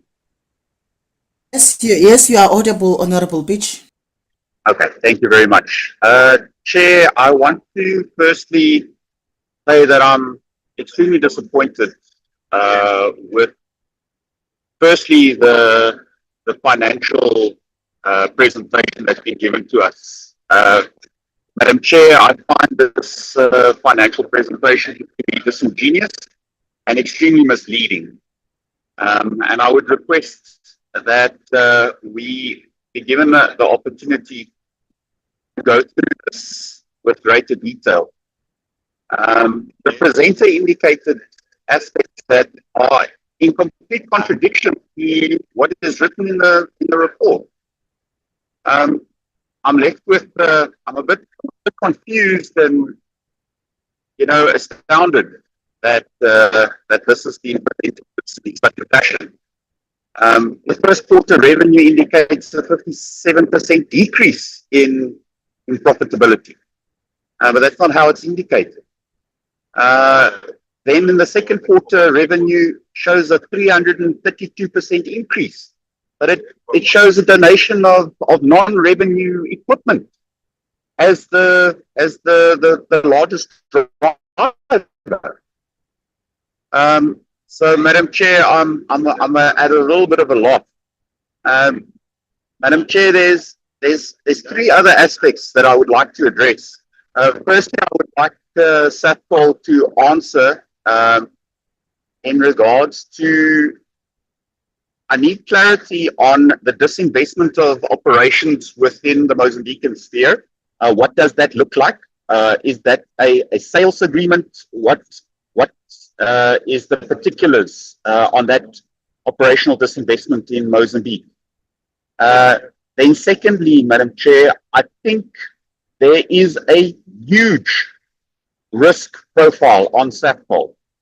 If we're talking about 75% of operational land under land claim that has not been resolved, I don't know how in the financials there could be said that there's no significant financial risk to SAFCOL's financial existence. We don't know what that land restitution model will look like.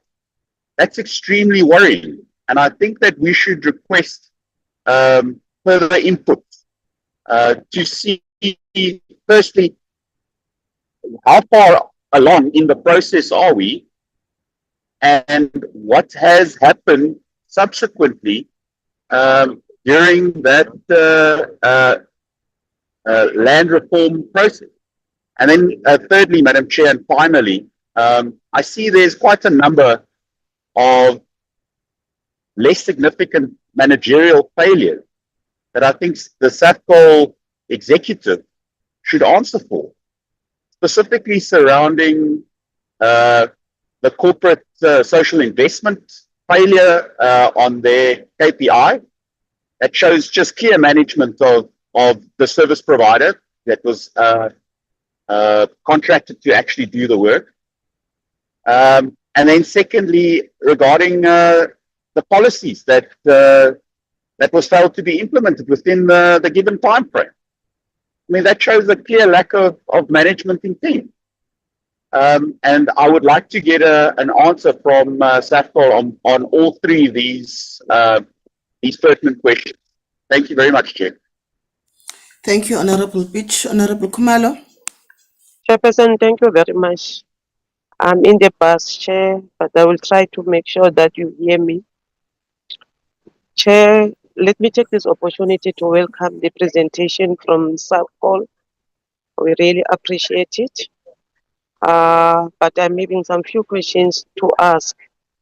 Chair, one, regarding the temporarily unplanted percentage in Mozambique, what contingency plans are in place to mitigate the impact of ongoing drought condition on planting targets? And how is SAFCOL supporting the Manica operations to ensure long-term sustainability? Secondly, Chair, the implementation of forensic report recommendations was below target in Q2 due to capacity constraint in the SCMU unit. What specific measures are being taken to augment the capacity of the supply chain management unit?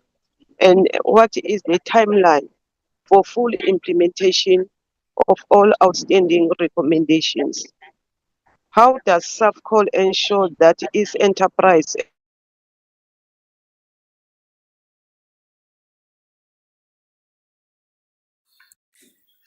We've lost you there, Makumalo. Can you repeat your last question? Chair, I'm saying, how does SAFCOL ensure that its enterprise and supplier development contributions are effectively supporting the growth and sustainability of local businesses? And what metrics are used to measure the impact of these contributions? Thank you very much, Chairperson. Thank you, Makumalo. Members, those were the two hands that I saw. Who else is? Who's portfolio committee on for the host? The host has raised the hand. Who is this person? It's Chilega, Chair. Chi, what is the problem? No problem, Chair. Honorable Makasi is on her way to Parliament, so she sent me 4 questions. So I'm going to email them to SAFCOL for a response. Okay, can I then hear from, okay, thank you, noted, Chileka.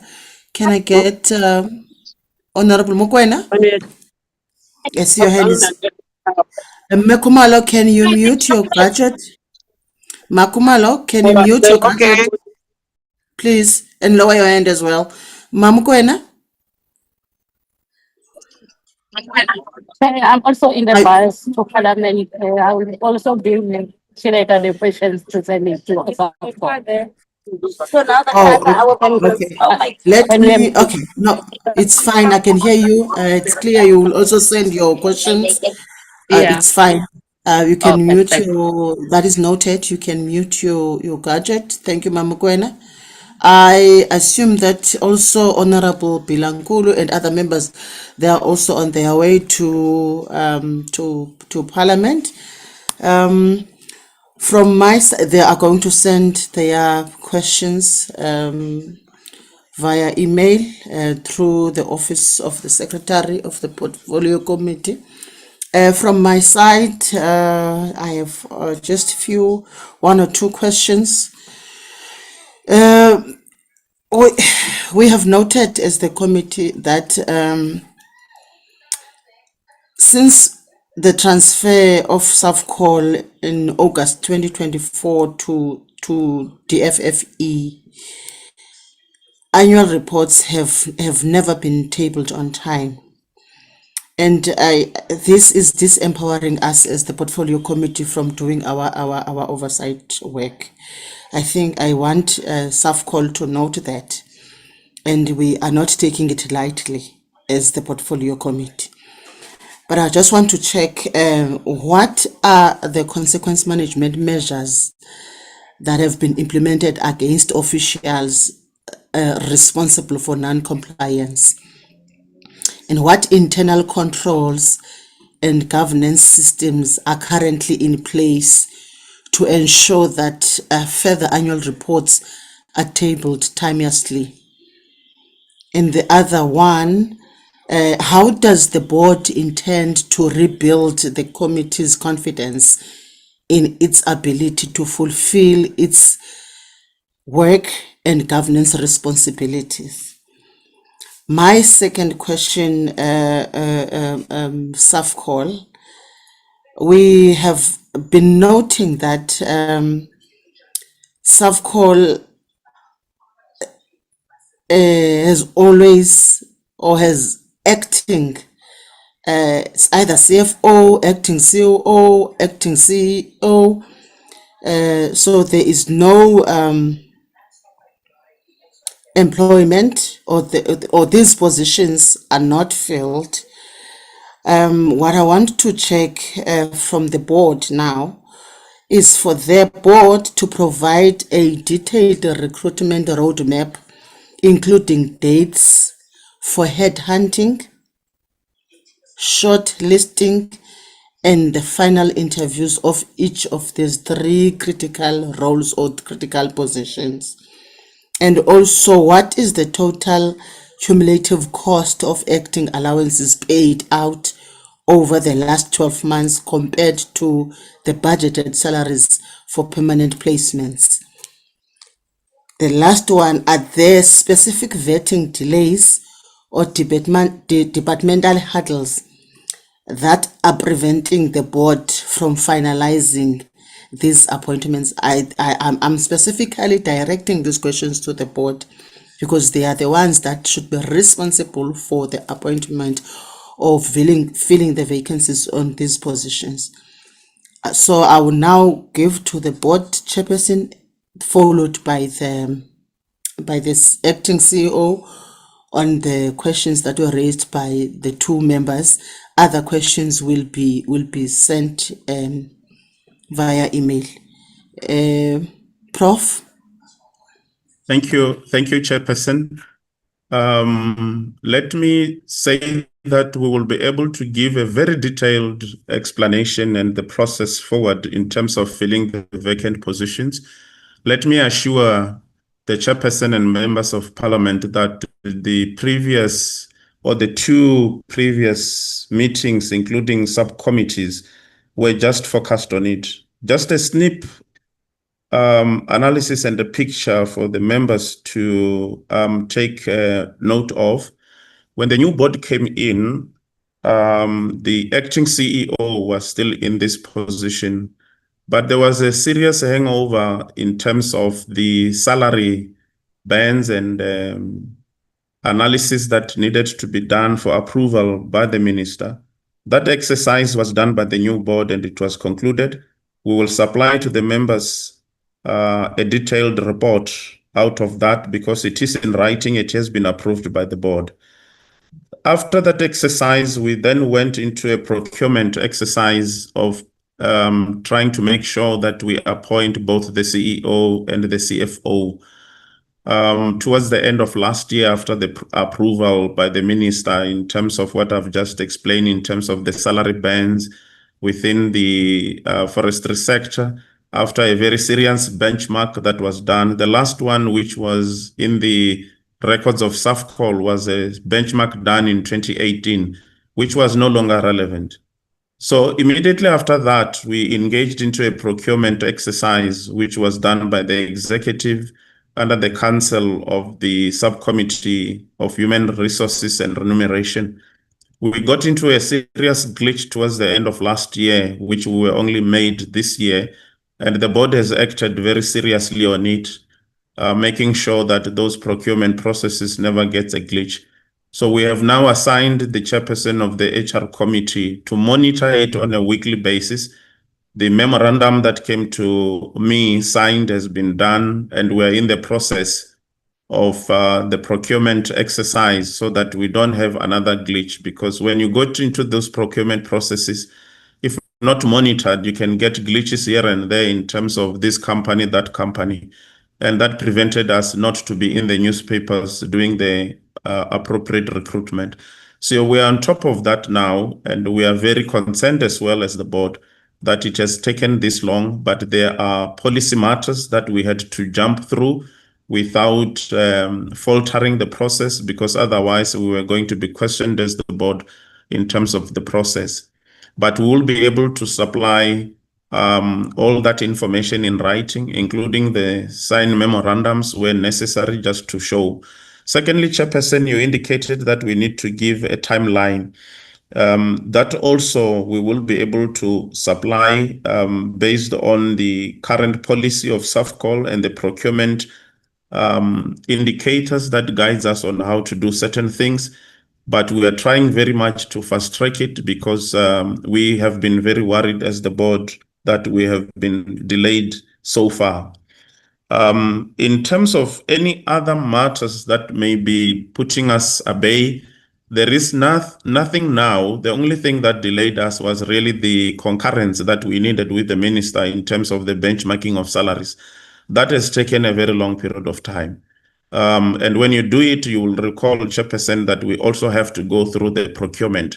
So that also took its time. But there are about 2 memos where myself as the chairperson had to be meeting with the minister and giving him an update, because we have been worried ever since we got into the picture. I'm not sure, Chairperson, whether I have covered all the areas that are of concern. The matters relating to consequence management, at least from the board, we have taken action immediately we got in, Chairperson. We came into the board of SAFCOL when the ERP, the enterprise resource system has collapsed. It was a headache for the board and also for management. But within the 4 months of the board coming in, we managed to stabilize the situation. And of course, there were accounting that was done by both the CEO and all matters.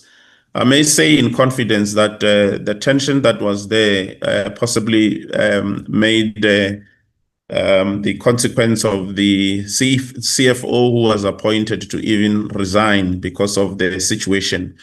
But I must assure the members of parliament and the executive that we have gone past that ERP issue. It has stabilized. That's why we were confidently talking about a system of audit now that has been completed in all our entities as SAFCOL, and now they are busy with an audit of the main company, inclusive of information that has been gathered by all the entities. We are confident that you will never have again late reporting as we were having from the past year moving into this year. But we were writing memorandums all the time and letters to just explain the glitches that we were going through. But I'm happy to report that we have gone past those challenges. And we're looking forward to the end of the month so that we can present the audited financials of the organization. In the current system, in our last meeting, including our in-committee of the board, we were very serious in terms of accounting and what the executive needs to do. So we are confident that everything is online. The report that you are requesting in terms of the process moving forward, that also will be coming. We have got a dedicated chairperson of the audit committee and also the HR who are on top of things, making sure that at least we can give conclusive days in terms of what the procurement can give to us, and appoint a credible individuals independently that will assist us to appoint the new CEO and the CFO. Thank you very much, Chairperson. The rest of the questions, I think the CEO and the CFO will report that are technical in nature. Thank you, Prof. Acting CEO. Thank you, Honorable Chair, and thank you, Board Chairperson. Maybe I will request that we start with the financial questions from Honorable Peach. I will ask CFO to come in, and then I will address the others. Thank you. Yes, thank you. So I'll address the questions from Honorable Peach. Thank you so much for the feedback. I think the presentation is prepared on a consolidation basis, but the company is willing to provide in detail all the information that has been provided to ensure that we are aligned. The report is completely aligned, but I can assure you the report is completely aligned, is completely aligned to the presentation. It's just that it's in consolidation basis. Then on the clarity on the disinvestment in Mozambique, whether we on the purchase, we are running through a process where we are inviting the process first is to invite the process is to invite companies to come and present. As the chair was presenting, he did indicate that we first going through the valuation process, and the valuation process will lead to the value, the minimum value. Then there is independent advisor, transition advisor, always been appointed to manage the process and to receive all the bids. Then this will be evaluated. So we do not have any agreement, any purchase agreement yet. The process is still at the evaluation stage. I think those were the questions on finance that I had. I'll hand over to you, CEO. Okay. Through you, Honorable Chairperson, then I'll answer the rest. Chairperson, in terms of the land, the issue of the risk around the land. CE, before you start, sorry. Yes. May I request that Professor mute your mic, and also Mr. Simon Kanunu, can you mute your mic as well? Your mic is on. Apologies for that. You may continue, CE. Okay, thank you, Honorable Chairperson. So in terms of the risk, as we highlighted in terms of the land, 57% of the land under claim. Yes, indeed, we do see this as a risk, but what we've done, we have proactively engaged all the land claimants because we do have an idea who they are, especially in the areas where we operate. We have a community proactive engagement model where we are engaging them in terms of upskilling them in terms of the forestry and bringing them into the value chain and also creating opportunities which may be ring fence for that community in that particular area where we operate. The idea is once they get the title deed, we will be then paying the lease directly to those successful land claimants. So we don't want to lose that relationship, and we've built it over time. It is indeed working. So that's how we're managing the risk. But obviously, we would like this process to be accelerated so that we can then have certainty going forward. And then on the issue of the target that was missed on corporate social investment, now, what we do as part of our CSI program, we develop contractors in-house, and then we give them work within the spend that we have within the procurement, so that we build capacity. We don't just provide physical training for the work to be done, but also we give them financial skills, project management skills. In this particular case, the work was being done by one of those up-and-coming enterprise development beneficiaries. So hence, we realized that this enterprise entity is struggling with invoicing, and we quickly addressed that. We put in a project manager to assist them with processing of invoices. I must say, going into Q3, that has been addressed. So this entity has now this contractor, has now acquired skills of project management. And then in terms of policies, one of the target was missed because of the policies that was not completed on time. This was the challenge we had in SAM in terms of resources. So we are addressing that. We have the critical positions identified, and we are in the process of filling those positions. But it was also part of our, I would say, strategy to build up the cash. We had to really defer some of the positions being filled so that we could build up our cash position. But we have now identified all those critical positions, and we are in the process of filling them. Question from Honorable Kumalo regarding the planting in Mozambique and the support to Manica operation. So what we've done, because we experienced the weather, so we couldn't achieve that TUP target. But what the teams on the ground did, they prepared the land in anticipation of the rainy season. So now that the rainy season has kicked in, we are catching up. The planting has started. Unfortunately, it's a seasonal target. So we hopeful there will be meaningful progress by end of the financial year. It may not be met, but there is progress being made in that regard. So the Manica operations, I think going forward, we are looking at this disposal of Ifloma. So that will affect the Manica operation, but that work is ongoing as we speak. We are busy with the evaluation of the asset so that we can then develop a firm business case, and then we invite investors, and then we'll develop a strategy whether we exit partially or in full. But it will be informed by a thorough, detailed business case that supports that disposal. So the acquisition of the 20%, it's basically we had a partner which was representing the Mozambican government, and they offered us their 20% stake. In terms of the shareholder agreement, we had the first right of refusal. So we have taken over that 20% stake, and hence then we will be looking at whether do we dispose the business in part or in full once the business case has been finalized. So capacity constraint in NCM, I've already addressed that one.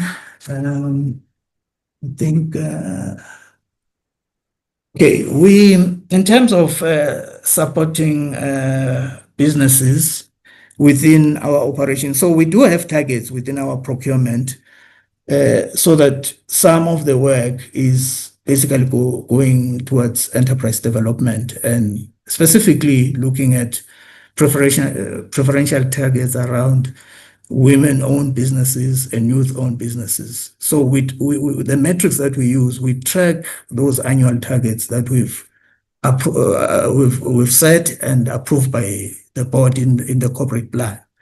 So we then track them on a quarterly basis so that we then achieve the transformation objectives. So it's part of our social investment as well.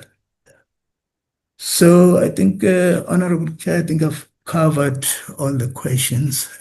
Some were covered by Chair and then the others were covered by the CFO. Thank you, Honorable Chair. Thank you, Mr. Dlamini, for the responses, presentation and the responses. I want you to kindly note that the written questions from other members who were on their way to Parliament, they will be sent today, before the end of today.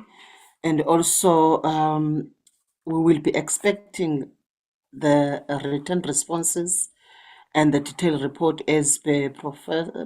Nisamvumi's request. We'll be expecting them on the 17th of March as the committee.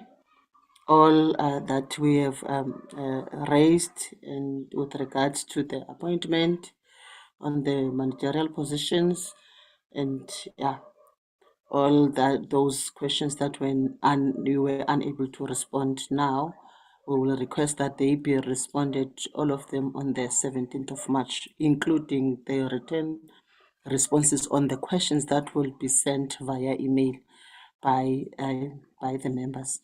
We are looking forward into seeing SAFCOL as one of the entities that will make us proud as this portfolio committee.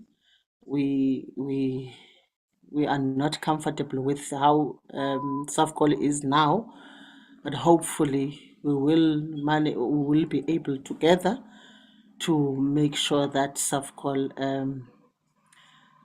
do make us proud, and like other entities that we are oversighting.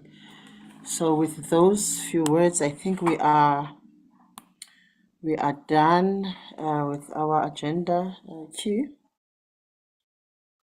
Yes, Chair.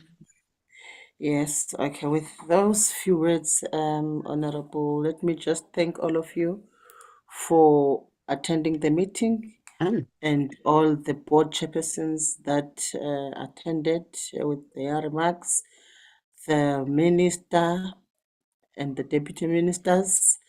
Thank you so much, and also our staff, departmental staff, and also our support staff of the portfolio committee. Thank you very much for attending the meeting and also for the valuable inputs that were raised by the members. Once more, thank you. The meeting is now adjourned. Thank you. Thank you, Chairperson. Thank you. Thank you very much, Chair.